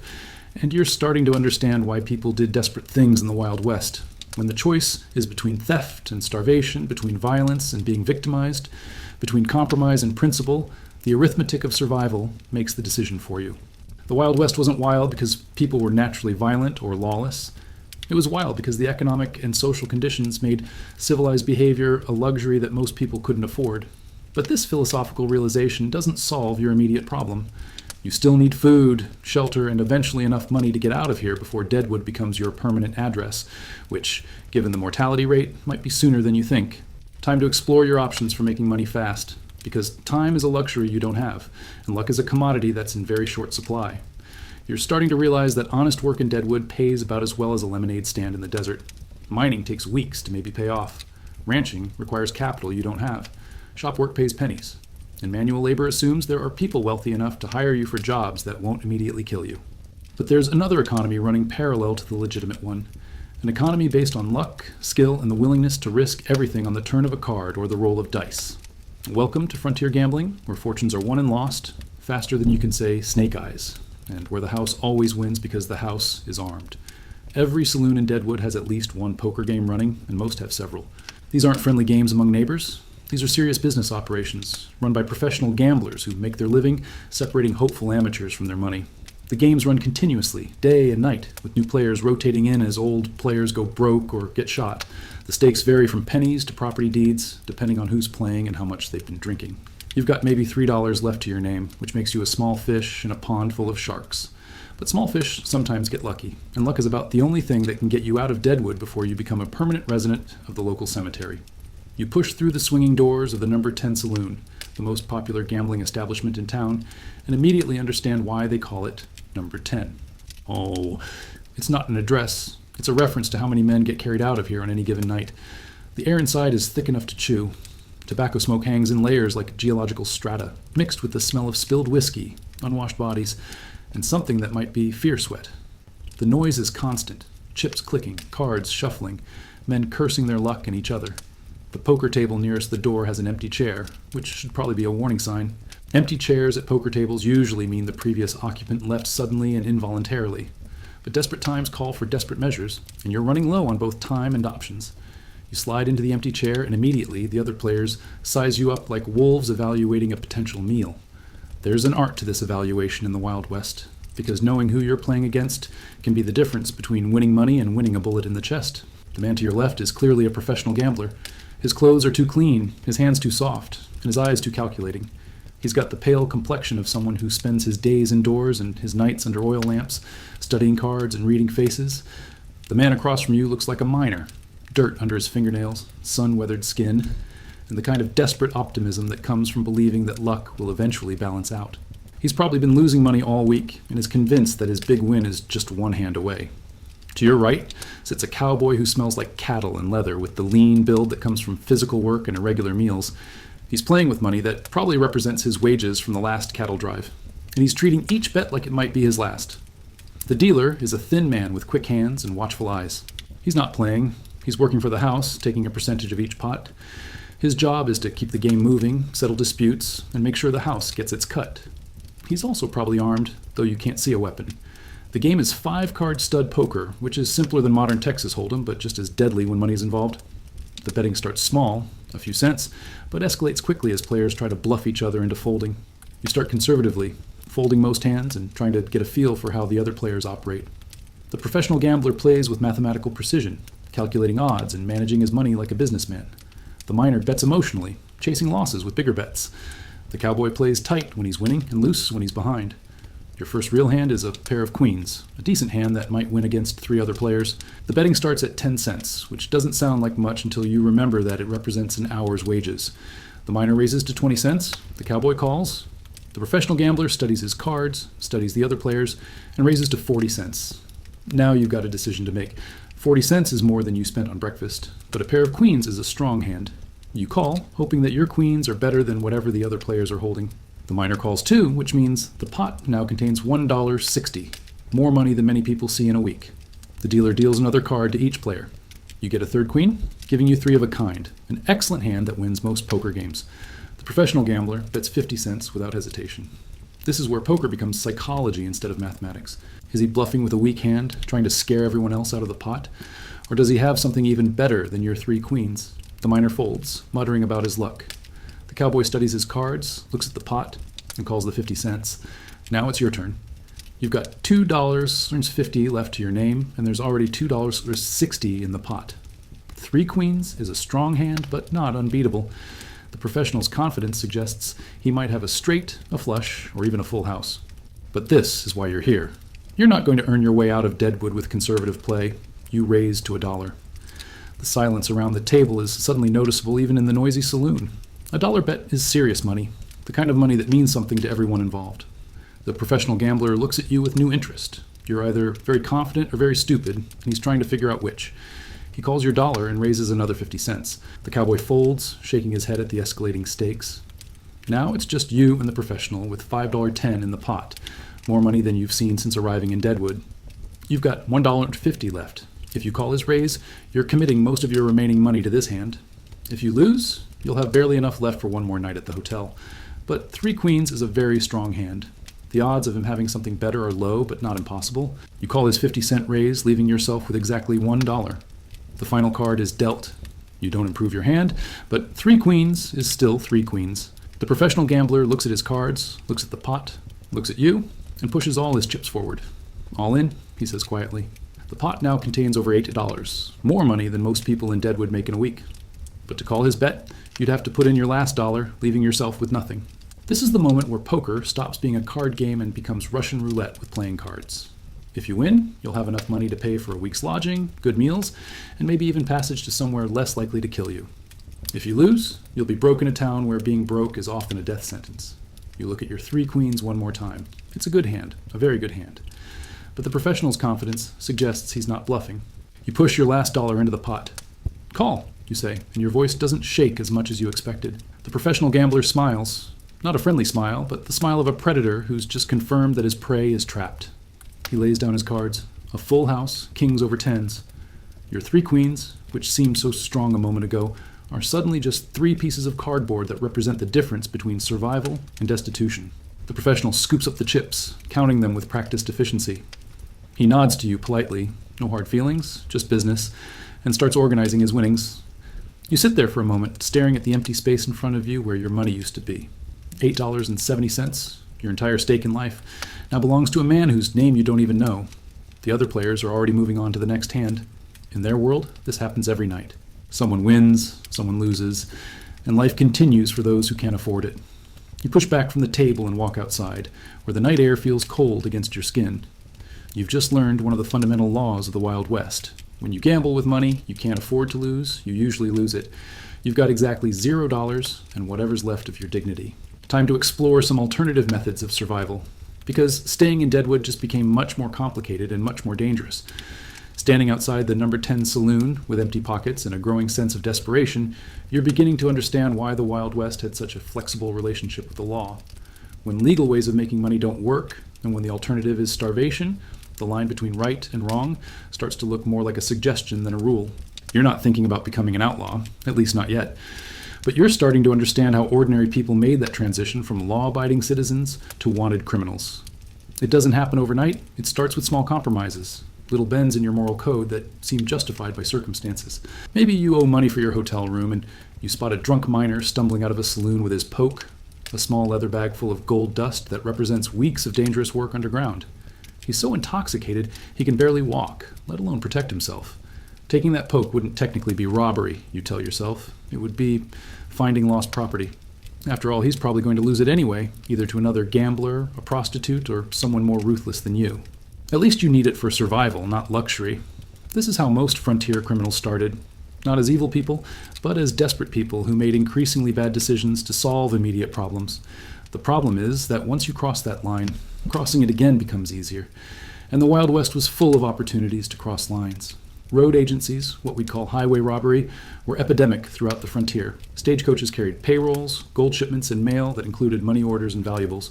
The coaches traveled predictable routes through isolated country, usually with minimal protection. A successful road agent could make more money in one afternoon than an honest worker could make in a year. The risks were high. Getting caught meant hanging, but for men who were already facing slow death from poverty, the gamble seemed worth it. The most successful outlaws weren't the wild gunfighters of popular imagination. They were businessmen who approached crime with the same calculated planning that legitimate entrepreneurs brought to their ventures. Take the stage route between Deadwood and Cheyenne. It carried gold shipments from the mining camps, mail contracts worth thousands of dollars, and passengers who often carried their life savings in cash. The route went through isolated canyons and mountain passes, where a small group of men could easily stop a coach and escape into rough country. A typical robbery might net $500 to $2,000, enough to live comfortably for months, or to invest in legitimate businesses that would provide long-term income. But highway robbery required skills that most desperate amateurs didn't possess. You needed to know the country well enough to plan escape routes. You needed to be a good enough horseman to outrun pursuit. You needed to be comfortable with violence, because stagecoaches sometimes carried armed guards who wouldn't surrender without a fight. Bank robbery was another option, though banks in places like Deadwood were usually just strong boxes in the back rooms of general stores. The real money was in payroll robberies, hitting the shipments that brought miners' wages from territorial capitals to remote mining camps. But again, successful bank robbery required planning, local knowledge, and a willingness to kill anyone who got in your way. Most amateur bank robbers ended up dead within weeks of their first job. For people without the skills or stomach for major crimes, there were smaller opportunities that seemed less morally compromising. Claim jumping was endemic in mining country. A prospector would work a claim for weeks or months, maybe finding just enough gold to keep going, but not enough to get rich. Then he'd go to town for supplies, and when he came back, he'd find other men working his claim, armed and ready to defend their right to the ground. Legally, mining claims were supposed to be registered and protected, but the legal system in most frontier areas was either non-existent or corrupt. Possession was 9/10 of the law, and possession often went to whoever had the most guns. Cattle rustling was another growth industry. The open range was full of unbranded cattle, and even branded cattle were hard to track across thousands of square miles of unfenced territory. A small gang could round up 100 head of cattle, rebrand them, and drive them to a market in another territory where no one would ask too many questions. The profit margins were excellent.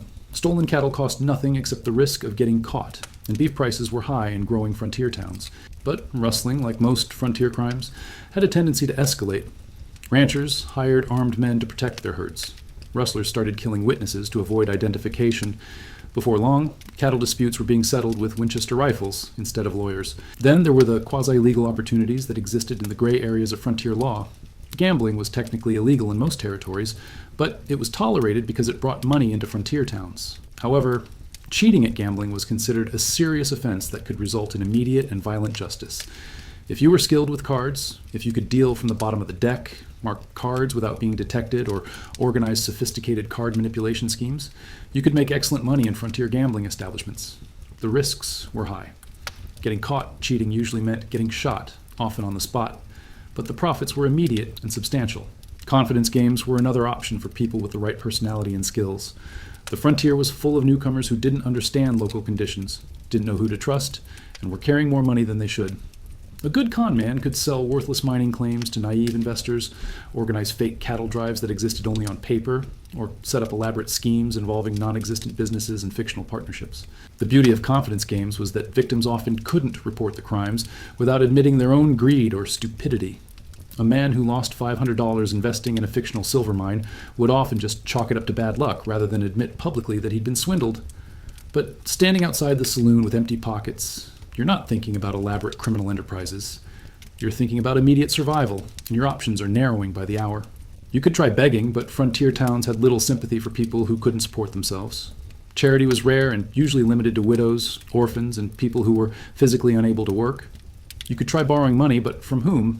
You've been in town less than 2 days, you have no credit history, no collateral, and no guarantees that you'll live long enough to repay any loans. You could try finding someone who needs work done immediately and is willing to pay in advance, but most employers in Deadwood have learned not to trust desperate strangers with money up front. Which brings us to the final option that many people in your situation eventually considered: joining up with people who had already made the transition from legal to illegal income. Every frontier town had its share of established criminals, men who had organized their illegal activities into profitable businesses. They needed recruits, people who could hold horses during robberies, watch for law enforcement during cons, or simply provide extra guns when intimidation was required. The pay was good, the work was irregular, and the life expectancy was measured in months rather than years.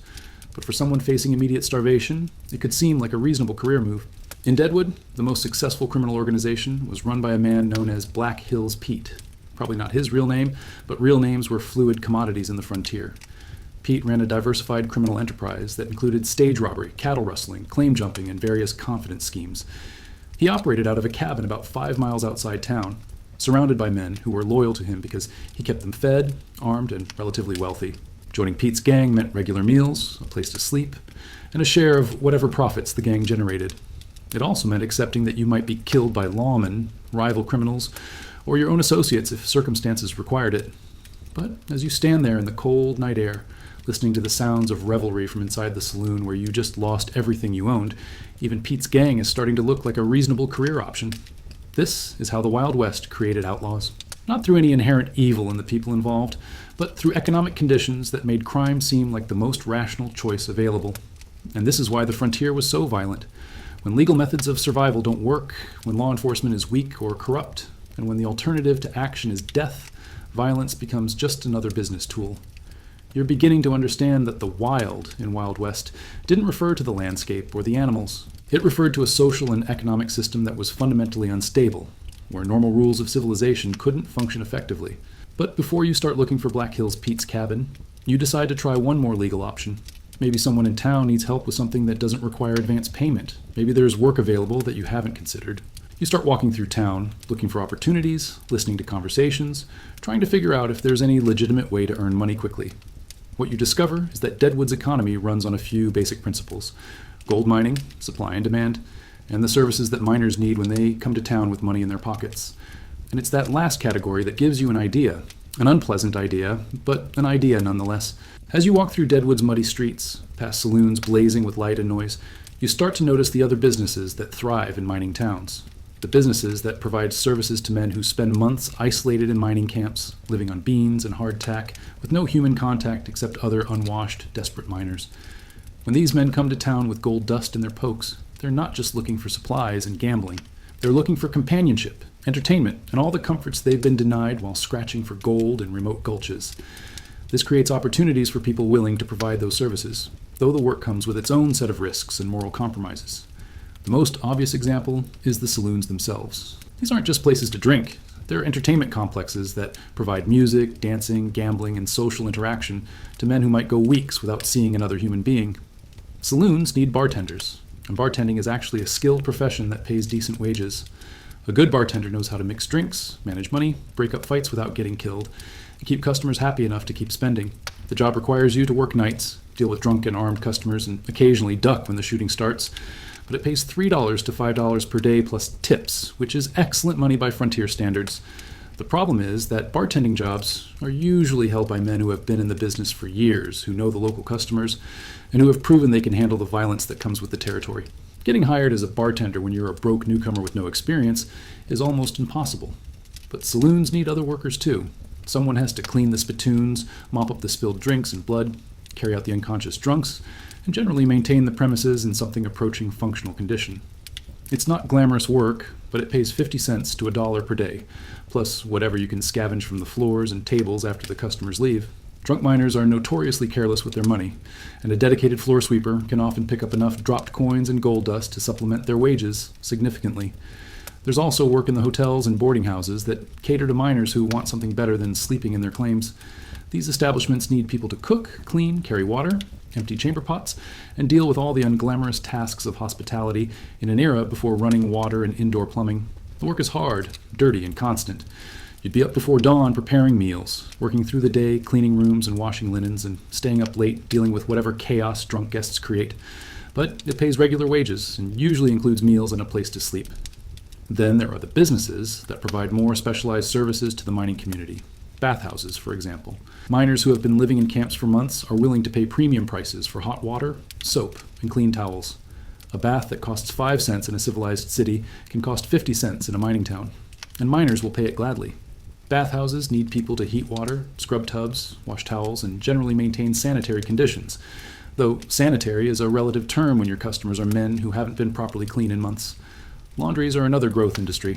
Clean clothes are a luxury in mining camps, and when miners come to town, they often bring months' worth of dirty laundry that needs professional attention. Washing clothes in 1876 means hauling water, heating it over fires, scrubbing everything by hand with harsh soap, and hanging it out to dry in weather that might not cooperate. It's backbreaking work that destroys your hands and leaves you smelling like lye soap, but it pays steady wages. Barbershops and dental services are surprisingly profitable. Men who have been cutting their own hair with hunting knives and picking their teeth with whatever's handy are willing to pay good money for professional grooming when they get to town. Of course, frontier barbers and dentists aren't exactly trained professionals. Most learned their skills through trial and error, and their customers often got what they paid for. But in a place where the alternative is doing it yourself with crude tools, even amateur professional services seem luxurious. But the service industry that generates the most money in towns like Deadwood is one that most people don't like to talk about openly: prostitution. Frontier mining towns had gender ratios that would make a modern college engineering program look balanced. Deadwood in 1876 had maybe 10 men for every woman, and most of those women were already married or working in respectable businesses. This created a market opportunity that entrepreneurial women were quick to exploit. Prostitution wasn't legal, but it was tolerated because it brought money into town and kept miners happy enough to continue working claims in the area. The women who worked in frontier prostitution came from all backgrounds and for various reasons. Some were widows with no other way to support themselves. Some were women who had been abandoned by husbands and had no family to return to. Some were immigrants who spoke little English and had no other marketable skills. And some were women who simply recognized that frontier prostitution could be more profitable than any other work available to women at the time. A prostitute in a successful mining town could earn more in a week than a schoolteacher made in a month. The best-looking and most business-savvy women could accumulate enough money to buy property, start legitimate businesses, or move to more civilized areas and reinvent themselves as respectable citizens. But the work was dangerous. Violence from customers was common and usually unpunished. Sexually transmitted diseases were endemic and often fatal. Pregnancy was a constant risk that could end a woman's earning potential and leave her with a child to support in an environment where single mothers had few options. Most frontier prostitutes died young from disease, violence, suicide, or the general wear and tear of hard living. The few who survived long enough to retire from the business were usually too damaged physically or mentally to enjoy whatever money they had managed to save. For men, the prostitution industry offered employment opportunities as guards, managers, and enforcers. These jobs paid well, but involved constant risk of violence from customers, competitors, and law enforcement. But as you consider your options, you realize that most service industry jobs in Deadwood require either skills you don't have, connections you haven't made, or moral compromises you're not yet desperate enough to accept. Which brings you back to the fundamental problem of economic survival in the Wild West. Legitimate opportunities are scarce, competitive, and often as dangerous as illegal alternatives. You're starting to understand why so many frontier settlers eventually gave up on their original plans and either left for more civilized areas or adapted to frontier life by lowering their standards and raising their tolerance for risk. But you're not quite ready to give up yet. There might be other opportunities you haven't considered, other ways to make money that don't require you to abandon your principles entirely. Unfortunately, you're about to discover that in the Wild West, principles are luxuries that most people can't afford for very long. You wake up on the second morning of your Wild West adventure, and wake up might be too generous a term for what actually happened. You've been drifting in and out of consciousness all night, lying on a pile of straw in the back of the livery stable, where the owner let you sleep in exchange for mucking out horse stalls. The irony isn't lost on you that 24 hours ago, you were complaining about the quality of hotel beds. Now you're grateful for any horizontal surface that doesn't cost money you don't have. Your body feels like it's been used for hammer practice. The straw provides no cushioning from the hard ground underneath. And you've spent the night sharing space with mice, rats, and insects that treat human visitors as mobile feeding stations. But physical discomfort is the least of your problems. You're hungry. Not the kind of hungry where you're thinking about lunch, but the kind of hungry where your body is starting to consume its own muscle tissue for fuel. You haven't had a real meal in over 24 hours, and your metabolism is shifting into emergency mode. Frontier hunger isn't like modern hunger. In your regular life, feeling hungry means it's time to grab a snack or think about dinner. Here, hunger means your body is approaching the early stages of starvation, and every hour you don't find food brings you closer to serious malnutrition. You're thirsty too, but the water situation is complicated. The stable has water for the horses, but it's the same questionable well water that might contain enough bacteria to kill you. The choice is between dying slowly of thirst or possibly dying quickly of waterborne disease. You choose the water and hope for the best. Your clothes are starting to develop their own ecosystem. The same shirt and pants you've been wearing for 2 days are becoming stiff with sweat, dirt, and substances you don't want to identify. In your modern life, wearing the same clothes for 2 days would make you feel slovenly. Here, you're starting to blend in with the general population. But hygiene is a luxury you can't afford to think about right now. You've got more pressing concerns, like the fact that the stable owner is expecting you to work for your sleeping privileges.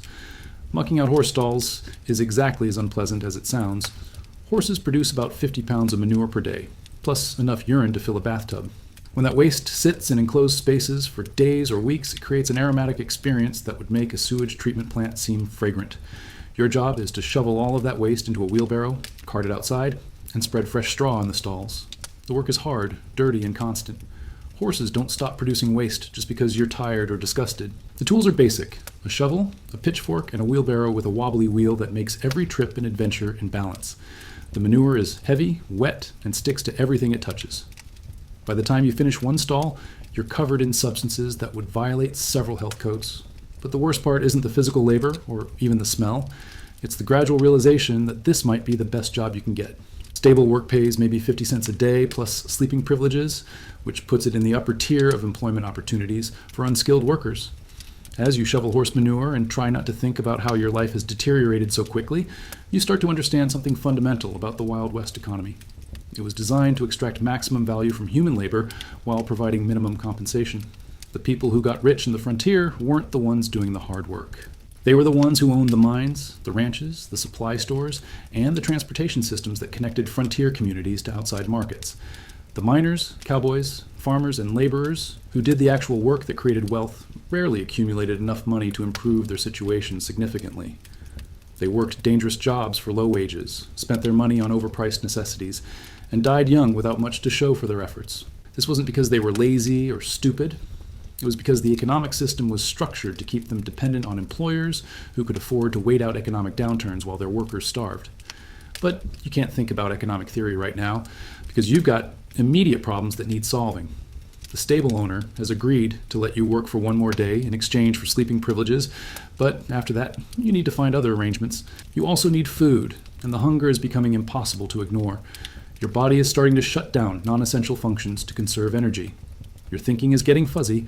Your hands shake when you try to do fine motor tasks. This is why malnutrition was so common in frontier communities. It wasn't always about absolute starvation, though that happened too. It was about chronic undernourishment that made people weak, sick, and unable to work effectively. As you work through their morning, emptying stalls and trying not to breathe through your nose, you start to notice the rhythm of life in a frontier town. Before dawn, the businesses that cater to working men start preparing for the day. Saloons begin cooking whatever passes for breakfast. General stores organize their inventories. Livery stables get horses ready for customers who need transportation. As the sun comes up, the miners, cowboys, and other workers start moving toward their jobs. Some are heading out to claims or ranches that are miles from town. Others are starting work right in Deadwood: construction, hauling, supply services. The sounds of commerce begin early and continue until well after dark. Hammering, sawing, loading wagons, shouting instructions. The noise level in a frontier town makes modern city traffic seem quiet. By mid-morning, the first wave of customers starts hitting the saloons. These aren't necessarily people who are drinking for recreation. Many are conducting business deals, meeting contacts, or simply seeking indoor spaces where they can sit down and warm up. The economic activity is intense but fragile. Everything depends on the continued productivity of the mines. If the gold plays out, if major claims get flooded, if transportation systems break down, the entire economy of Deadwood could collapse within weeks. Everyone understands this fragility, which creates a sense of urgency in all business dealings. People make money fast and spend it quickly, because there's no guarantee that any opportunity will last long. This short-term thinking pervades everything. Buildings are constructed quickly and cheaply because permanent investment doesn't make sense in a temporary town. Relationships are often transactional because people don't expect to stay in one place long enough for deep friendships to develop. Even crime is influenced by this economic uncertainty. Why plan elaborate long-term schemes when you can make quick money through immediate violence? Why worry about reputation and community standing when the community might not exist next year? As you finish your morning's work and try to figure out how you're going to find food, you realize that you're starting to think like a frontier resident. You're focused on immediate survival rather than long-term planning. You're evaluating every opportunity in terms of risk and immediate reward rather than ethical considerations. This isn't moral decline, it's adaptation to an environment where moral luxury isn't affordable. But adaptation has costs, and you're starting to pay them. The constant stress of survival is wearing down your mental and physical health. The poor nutrition, bad water, and uncomfortable sleeping conditions are taking a toll on your body. Social isolation and economic pressure are affecting your judgment and emotional stability.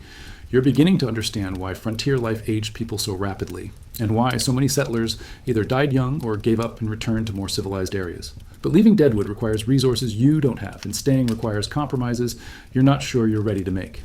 Time to explore some options you haven't considered yet, because your current trajectory leads to outcomes that don't include long-term survival. By noon, on your second day in Deadwood, you've reached a level of hunger that's making you seriously consider eating the straw you slept on. Your stomach has moved beyond growling into what feels like open rebellion against your life choices. But hunger, it turns out, is an excellent motivator for creative thinking. As you stand outside the general store, watching people buy supplies with money you don't have, you start noticing things about frontier commerce that might contain opportunities.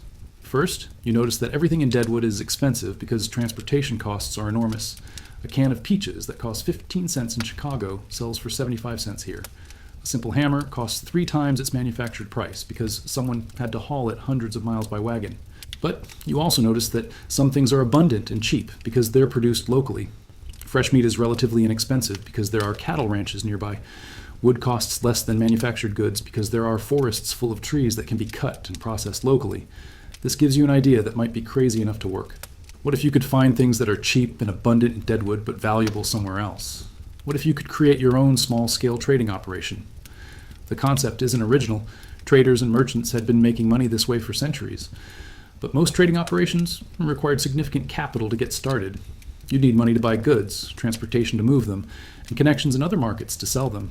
You have none of these things, but you do have something that might be even more valuable: desperate creativity. You start by making a mental inventory of what's available cheaply in Deadwood versus what might be valuable in other frontier towns.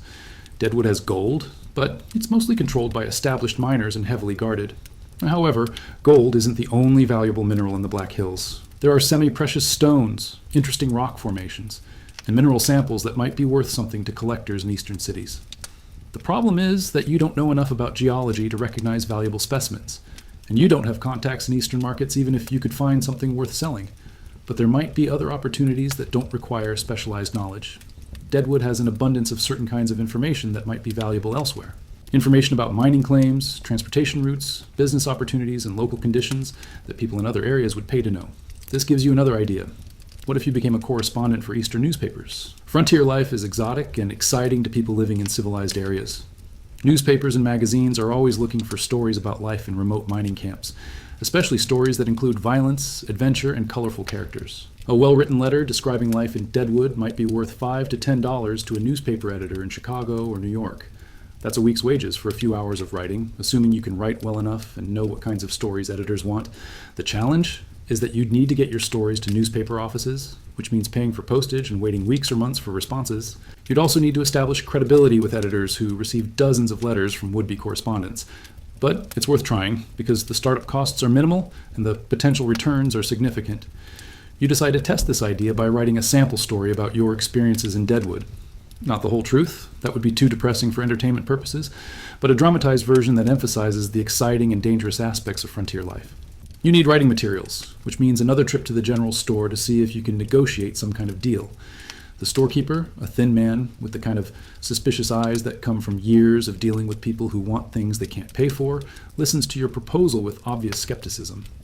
You want to borrow paper, ink, and envelopes in exchange for a percentage of whatever money you might eventually make selling stories to newspapers. It's not a great business proposition from his perspective, but frontier merchants are used to taking risks on unusual deals. After some negotiation, he agrees to provide basic writing supplies in exchange for 50% of any money you make from newspaper work. It's a terrible deal, but it's better than no deal at all. You spend the afternoon writing your first story, titled Life and Death in the Black Hills, a true account of survival in America's last frontier. The story follows a newly arrived settler, definitely not you, as he navigates the dangers and opportunities of a rough mining town. You include gunfights, claim jumping, encounters with hostile wildlife, and colorful descriptions of frontier characters. Most of it is either exaggerated or completely fictional, but it's the kind of story that Eastern readers want to hear about the Wild West. You address the story to the editor of the Chicago Tribune, partly because it's a major newspaper and partly because Chicago is close enough to the frontier that editors there might be interested in Western stories. Mailing the letter costs 25 cents, about half a day's wages for manual labor, but it's an investment in what might become a sustainable income source. While you wait for responses from newspapers, you need to find other ways to survive immediate hunger and shelter needs. This leads you to explore another possibility: becoming a trader in small, high-value items that don't require significant capital investment. Frontier communities are full of people who have things they don't need and want things they don't have. The problem is that there's no organized system for connecting buyers and sellers of small items. You could potentially serve as a middleman, finding people who want to sell things and connecting them with people who want to buy those things. Your profit would come from the markup between purchase and sale prices. For example, A miner might have a good pair of boots that no longer fit him properly, but he doesn't know anyone who wants to buy them. A cowboy in town might need boots, but doesn't know where to find used ones in good condition. If you could connect these two people, you might be able to buy the boots for $3 and sell them for $5, making a $2 profit on the transaction. The key would be building a network of people who trust you to handle their transactions honestly and efficiently. You start by approaching people with small items that seem to be in good condition but unused. A miner with an extra pickaxe, a gambler with clothes that are too fancy for practical frontier life, a rancher with tack that doesn't fit his horses. Your sales pitch is simple. You'll help them sell items they don't need, taking a small commission for your services. They get money for things that are just taking up space, and you get a percentage of the sale price. It's not a revolutionary business model, but in a place like Deadwood, where formal retail systems don't exist, it might fill a genuine market need. By evening, you've managed to arrange your first transaction, selling a barely used saddle for a cowboy who's switching to a different style of gear. You negotiate a purchase price of $12 and find a buyer willing to pay $16. Your $4 profit is more money than you've had since losing everything at the poker table, and it's enough to buy food and maybe even pay for another night's lodging. But more importantly, it's proof that you might be able to create sustainable income through creative problem solving rather than just manual labor or illegal activities. For the first time since arriving in Deadwood, you feel like you might have found a path to survival that doesn't require compromising your principles or risking your life on a daily basis. Of course, this is the Wild West, where nothing ever stays simple for very long. 2 weeks later, your small trading operation has grown beyond your wildest expectations. You've successfully brokered deals on everything from mining equipment to fancy clothes, earning enough profit to afford regular meals, decent lodging, and even some basic comforts. Your newspaper correspondence has also started paying off. The Chicago Tribune bought your first story for $8 and requested more articles about frontier life. You've also sold pieces to newspapers in St. Louis and Denver, creating a steady income stream from writing. For the first time since arriving in Deadwood, you're not worried about immediate survival.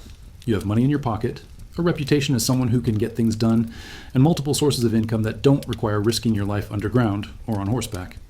But success in the Wild West comes with complications that would never occur to someone from a more civilized environment. First, having money makes you a target. In a place where most people are desperately poor, anyone with visible wealth attracts attention from folks who see robbery as a legitimate career option. You've started carrying a gun, a used Colt .45 that you bought from one of your trading contacts. You've never shot anyone, but you've had to show the weapon twice when confronted by men who seem more interested in your pocketbook than your trading services. The gun makes you feel safer, but it also makes you a participant in the armed society that defines frontier life. Everyone assumes you're willing to kill to protect your property, which means conflicts that might be settled with words in civilized areas become life and death confrontations here. Second, your success has attracted the attention of people who want a piece of your profits. Black Hills Pete, the criminal entrepreneur we discussed earlier, has sent representatives to suggest that you might benefit from his protection services. This is frontier extortion dressed up in business language. Pete's men are offering to protect your trading operation from robbery and interference in exchange for a percentage of your profits. The implication is clear: pay them or become a target for the kind of problems they're offering to protect you from. Refusing Pete's offer means you're essentially declaring independence from the local criminal power structure, which comes with significant risks. Accepting it means you become part of that criminal structure, which compromises the legitimate business you've been trying to build. Third, your newspaper writing has created unexpected enemies. Some of the colorful characters you've described in your articles weren't pleased to see themselves portrayed in Eastern newspapers, even with changed names and altered details. A gambler named Dapper Dan Hutchison, who appeared in your stories as Fancy Frank Henderson, confronted you outside the post office with a demand that you stop writing about him or face consequences. Apparently, having his gambling techniques described in print has hurt his ability to find profitable games with naive players. Dan is known for being quick with a gun and having a temper that matches his fancy clothes. His threat isn't idle, and you now have to consider whether your journalism career is worth the risk of being shot by angry subjects. Fourth, your trading success has created competition from people who have more resources and fewer scruples than you do. Established merchants in town view your informal trading network as competition for their businesses, and they have ways of making life difficult for competitors. The general store owner who provided your initial writing supplies, and who's been taking 50% of your newspaper earnings, has started spreading rumors that your trading operation involves stolen goods. These rumors aren't true, but truth is often less important than reputation in frontier communities. If people start believing you deal in stolen merchandise, your trading network will collapse overnight. Worse, you might find yourself facing accusations that could lead to vigilante justice, which in Deadwood often means a quick trial and a short rope. But perhaps the most serious complication is that your success has made you visible to legitimate authorities who are starting to take interest in Deadwood's economic activities. The territorial government is beginning to impose taxes and regulations on businesses, which means your informal trading operation might soon need to become a licensed, regulated enterprise. This would mean paying fees, keeping formal records, and operating under legal structures that don't really exist yet in frontier territories. More concerning is the attention from federal officials who are investigating reports of illegal activities in the Black Hills. Your newspaper articles, which were intended to be entertaining rather than investigative journalism, have apparently provided information that federal marshals find useful in their efforts to crack down on frontier lawlessness. A U.S. Marshal named James Morrison has been asking questions about your sources and requesting copies of your correspondence with Eastern newspapers. Morrison isn't hostile, but he's made it clear that he expects cooperation from anyone who has information about criminal activities in the area. This puts you in an impossible position. Cooperating with federal law enforcement might protect you from local criminals, but it would also mark you as an informant in a community where informants tend to have short life expectancies. Refusing to cooperate might satisfy local expectations about loyalty, but it could result in federal charges that would be much more serious than anything local authorities might pursue. You're beginning to understand that success in the Wild West isn't just about making money. It's about navigating complex social and political relationships that can change quickly and without warning. The same skills that allowed you to build a profitable trading network, adaptability, creativity, willingness to take risks, are now creating problems that require different kinds of solutions. As you sit in your hotel room, a much better hotel room than the one you started with, counting your profits and reading letters from newspaper editors who want more stories, you realize that you've reached a crossroads. You can try to maintain your current operations and hope that the various complications don't converge into something you can't handle. This might work, but it requires navigating increasingly complex relationships with criminals, competitors, and law enforcement officials. You can scale back your activities and try to avoid attention from all the interested parties. This would be safer, but would probably mean giving up most of the income that's allowed you to live comfortably. Or you can use the money you've accumulated to get out of Deadwood entirely, taking your profits and heading to somewhere less dangerous and more stable. But before you can make that decision, events are set in motion that will make the choice for you. Because in the Wild West, just when you think you've got everything figured out, someone starts shooting. You wake up on a Tuesday morning to the sound of gunfire, which has become so common in Deadwood that it barely registers as unusual anymore. But this gunfire is different. It's sustained, coordinated, and getting closer to your hotel. Looking out your window, you see something that makes your blood run cold. Federal marshals are conducting raids throughout the town, and one of their targets is the building where you conduct most of your trading business, U.S. Marshal Morrison, who had been asking polite questions about your newspaper work, is now leading a team of armed federal agents in what appears to be a major law enforcement operation against frontier criminal organizations. This is the moment when all your complications converge into a perfect storm of terrible timing. Black Hills Pete's gang, facing federal prosecution, has decided that anyone who might have provided information to law enforcement needs to be eliminated before they can testify. Your newspaper articles, which describe local criminal activities in detail, have made you a target for elimination. At the same time, the federal marshals want to arrest you as a potential witness and informant, which means you're wanted by both sides of a conflict that's being settled with bullets rather than negotiations. Your trading business has collapsed overnight because your network of contacts is either running from federal agents or shooting at them. The general store owner who held your newspaper contracts is dead, shot in his store by unknown assailants who may have been looking for records of his business dealings. In the space of about 6 hours, you've gone from being a successful frontier entrepreneur to being a fugitive from both criminals and law enforcement. Your first instinct is to find Marshal Morrison and explain that you're not a criminal informant, just a businessman who wrote some newspaper articles. But reaching Morrison alive requires getting through gunfights that are erupting throughout the town. Your second instinct is to get out of Deadwood as quickly as possible, but leaving town means traveling through territory that's now swarming with armed men from multiple factions who might shoot you on sight. This is how quickly things could change in the Wild West. One day, you're a respectable businessman with steady income and growing prospects. The next day, you're hiding in a hotel room while various groups of armed men try to kill each other in the streets outside. The violence that's erupting around you isn't random frontier lawlessness. It's the inevitable result of a social system that couldn't handle the conflicts it generated. Deadwood had grown too quickly, with too much money at stake and too little legitimate authority to maintain order. Criminal organizations had become so powerful that they were essentially competing governments. When federal authority finally arrived to impose legal order, the result wasn't peaceful transition, but armed conflict between competing power structures. You're caught in the middle of what amounts to a small war. and survival requires making decisions based on incomplete information with deadly consequences for wrong choices. From your hotel window, you can see Marshall Morrison's men advancing through the town, engaging in gunfights with Pete's gang and other criminal organizations. Bodies are already lying in the street, and the fighting shows no signs of ending quickly. The hotel owner, recognizing that his establishment is likely to become a target, has ordered all guests to evacuate immediately.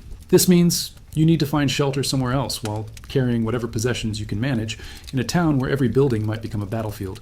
Your accumulated wealth, about $200 in cash and trade goods, is substantial by frontier standards, but worthless if you can't live long enough to spend it. The money that represented security and opportunity an hour ago is now just extra weight that makes you a more attractive target for robbery. You make a quick decision to take only essential items and head for the livery stable where you started your Deadwood career. It's on the outskirts of town, away from the main commercial district where most of the fighting is concentrated. The journey across town becomes a nightmare of urban warfare. You have to move from building to building, hiding in doorways and alleys, avoiding both the federal agents who want to arrest you and the criminals who want to kill you. The sounds of gunfire are constant now, punctuated by screaming, breaking glass, and the splintering of wood as bullets tear through building walls.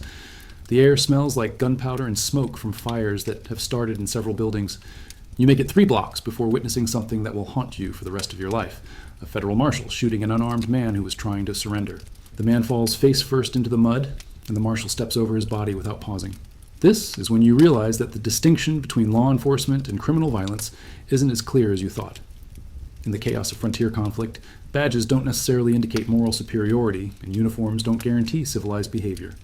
You reach the livery stable to find it's already occupied by other refugees from the violence. The stable owner, his family, and half a dozen other townspeople have barricaded themselves inside, hoping that the fighting will pass them by. But nowhere in Deadwood is truly safe. As afternoon turns to evening, the violence spreads throughout the town. Buildings are burning. People are fleeing in every direction. The carefully constructed economy that sustained the community is collapsing in real time. This is what the end of a frontier town looks like. Not gradual decline as resources are exhausted, but sudden violent destruction as competing forces tear apart the social fabric that held everything together. You spend the night huddled in a horse stall, listening to gunfire and wondering if you'll live to see morning. The romantic vision of the Wild West, brave pioneers taming the wilderness through hard work and determination, has been replaced by the reality of what happens when civilization fails. By dawn, the federal forces have gained control of most of the town, but the cost has been enormous. Dozens of people are dead. Half the business district is burned or damaged beyond repair. Most of the population has fled, leaving behind a ghost town that bears little resemblance to the thriving community that existed 24 hours earlier. Marshal Morrison finds you at the stable and confirms your worst fears. You're wanted for questioning as a potential witness to criminal activities. Your newspaper articles have provided federal investigators with detailed information about frontier crime, and they expect your cooperation in prosecuting the survivors of Pete's organization. But cooperating with federal authorities means testifying in territorial courts, which could take months and would require staying in the area where Pete's surviving associates might try to kill you before you can testify. Refusing to cooperate means facing federal charges for obstruction of justice, which could result in prison time in facilities that make frontier life seem comfortable by comparison. You're trapped between impossible choices, all of which lead to outcomes that don't include the comfortable, profitable life you had briefly achieved. This is the moment when you fully understand what survival in the Wild West actually meant. It wasn't about conquering the wilderness or building new communities. It was about adapting to chaos, violence, and sudden change that could destroy everything you'd worked to build. The frontier didn't create heroes and villains as much as it created survivors and casualties. The difference between the two often came down to luck, timing, and willingness to abandon principles when circumstances required it. As you sit in the ruins of Deadwood, surrounded by the debris of dreams and ambitions that lasted only as long as the unstable conditions that made them possible, you start planning your escape from the Wild West. Because you've learned the most important lesson that any frontier settler could learn. Sometimes, the smartest thing you can do is admit defeat and get out while you're still alive. 3 weeks after the Battle of Deadwood, you're sitting on a westbound stagecoach with $12 in your pocket, a letter of safe passage from Marshal Morrison, and the kind of 1,000-yard stare that comes from witnessing the violent collapse of everything you thought you understood about civilization. The stagecoach is crowded with other refugees from various frontier disasters. There's a family of farmers whose crops were destroyed by grasshopper swarms, a merchant whose store was burned by hostile Native Americans, a miner whose claim was flooded in a flash storm, a cowboy who lost his leg in a stampede and can no longer work. You're all heading back east, toward the civilization you once thought was boring, restrictive, and lacking in opportunity. Now it represents safety, predictability, and the kind of legal framework that prevents random violence from destroying everything you've worked to build. The journey is giving you time to think about everything that went wrong, everything you learned, and everything you'll never be able to adequately explain to people who have never lived outside the protective boundaries of civilized society. You survived your time in the Wild West, which makes you one of the lucky ones, but survival came at costs that aren't immediately visible and won't be fully apparent for years to come. Your health has been permanently damaged by poor nutrition, contaminated water, and constant stress. Your teeth are loose from vitamin deficiencies, your lungs are scarred from breathing dust and smoke. Your digestive system will never fully recover from the combination of bad food and chronic anxiety. Your worldview has been fundamentally altered by witnessing levels of violence and desperation that most people never experience. You've seen men kill each other over card games, watched children die from diseases that could have been easily prevented, witnessed the complete breakdown of social order in a matter of hours. These experiences will affect your relationships, your career choices, and your ability to trust social institutions for the rest of your life. You'll never again take for granted the complex systems that make civilized life possible, but you'll also never fully readjust to the relative safety and comfort of established society. The skills you developed in the Wild West, adaptability, self-reliance, tolerance for discomfort, ability to make quick decisions under pressure, will serve you well in whatever you do next. But they came at the cost of innocence, optimism, and faith in the basic goodness of human nature.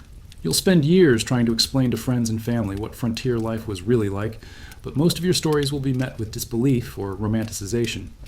People want to hear about brave cowboys and noble pioneers, not about hunger, disease, violence, and the daily struggle just to stay alive. The Wild West of popular imagination, the place of adventure, opportunity, and heroic individuals conquering the wilderness, bears little resemblance to the harsh reality you experienced. That mythological West exists mainly in novels, movies, and the selective memories of people who survived long enough to tell sanitized versions of their stories. The real West was a place where civilized values couldn't function effectively, where economic opportunities were mostly illusions, and where survival often required moral compromises that would horrify people living in established communities. But it was also a place where you learned things about yourself that you never would have discovered in the safety of civilized society. You learned that you could survive conditions that would have seemed impossible when you started. You learned that you could adapt to circumstances that challenged everything you thought you knew about how the world works. You learned that human beings are capable of extraordinary cruelty and remarkable kindness, often in the same day, sometimes in the same person. You learned that the difference between civilization and chaos is much smaller than most people realize, and much more fragile than anyone wants to admit. As the stagecoach carries you away from the frontier and back toward the world of laws, institutions, and predictable social norms, you find yourself feeling both relief and loss. Relief that you're escaping a place that was trying to kill you in dozens of different ways. Loss for the brief period when you successfully adapted to impossible conditions and created something valuable out of nothing. You'll never be the same person who set out for the Wild West with dreams of adventure and opportunity. But you'll also never be someone who takes civilization for granted or believes that progress is inevitable. The frontier changed everyone who experienced it, usually in ways that weren't visible until years later. Some people were broken by the experience and never fully recovered. Others were strengthened by it and went on to build the institutions and communities that eventually civilized the West. You're somewhere in between, scarred but not broken, educated by hardship but not destroyed by it, ready to rejoin civilized society, but forever changed by your time outside its boundaries. The stagecoach rolls on through the afternoon, carrying you toward a future that will be shaped by lessons learned in a place that no longer exists, at a time when America was still deciding what it wanted to become. So there you have it, folks. Your crash course in why you wouldn't survive a day in the Wild West, and more importantly, why the people who did survive it were fundamentally different from us in ways that go far beyond just being tougher or more self-reliant. Let me ask you this. As you've been listening to this story, how many times did you find yourself thinking, well, I would just do X instead, only to realize that X wasn't an option in 1876? How many modern solutions occurred to you that simply didn't exist yet? That's the real lesson here. It's not that people in the Wild West were stronger, braver, or more capable than we are. It's that they were operating within constraints that we can barely imagine, using tools and systems that we would consider hopelessly primitive, in an environment that was actively hostile to human survival. Every convenience you take for granted, clean water, reliable food supply, medical care, law enforcement, transportation, communication, even basic safety, had to be created from scratch, maintained through constant effort, and could disappear without warning. The Wild West wasn't wild because the people were naturally violent or lawless. It was wild because the social, economic, and legal structures that make civilization possible simply didn't exist yet, and the process of creating them was messy, dangerous, and often failed completely. Think about this. In your normal life, how many of your problems are solved by systems you didn't create and don't control? When you're hungry, you go to a store where someone else has organized a supply chain to bring you food from around the world. When you're sick, you go to a hospital where someone else has assembled the knowledge, equipment, and expertise to diagnose and treat your condition. When you have a legal problem, you access a court system that someone else created and maintains. When you need to travel, you use transportation systems that someone else built and operates. Strip all of that away, and you're left with just your personal knowledge, skills, and resources, which, if you're honest, probably aren't sufficient to keep you alive for very long in a hostile environment. But here's what's really interesting. The people who survived and thrived in the Wild West weren't necessarily the ones who were strongest or most violent. They were the ones who were best at building and maintaining relationships, creating informal institutions, and adapting quickly to changing circumstances. The successful frontier merchants weren't just good at buying and selling. They were good at creating trust networks that allowed commerce to function without formal legal protections. The effective lawmen weren't just fast with guns. They were skilled at building coalitions and negotiating compromises that prevented conflicts from escalating to violence. The frontier communities that survived long enough to become permanent settlements weren't the ones with the most natural resources or the toughest residents. They were the ones that developed effective systems for collective decision-making, resource sharing, and dispute resolution.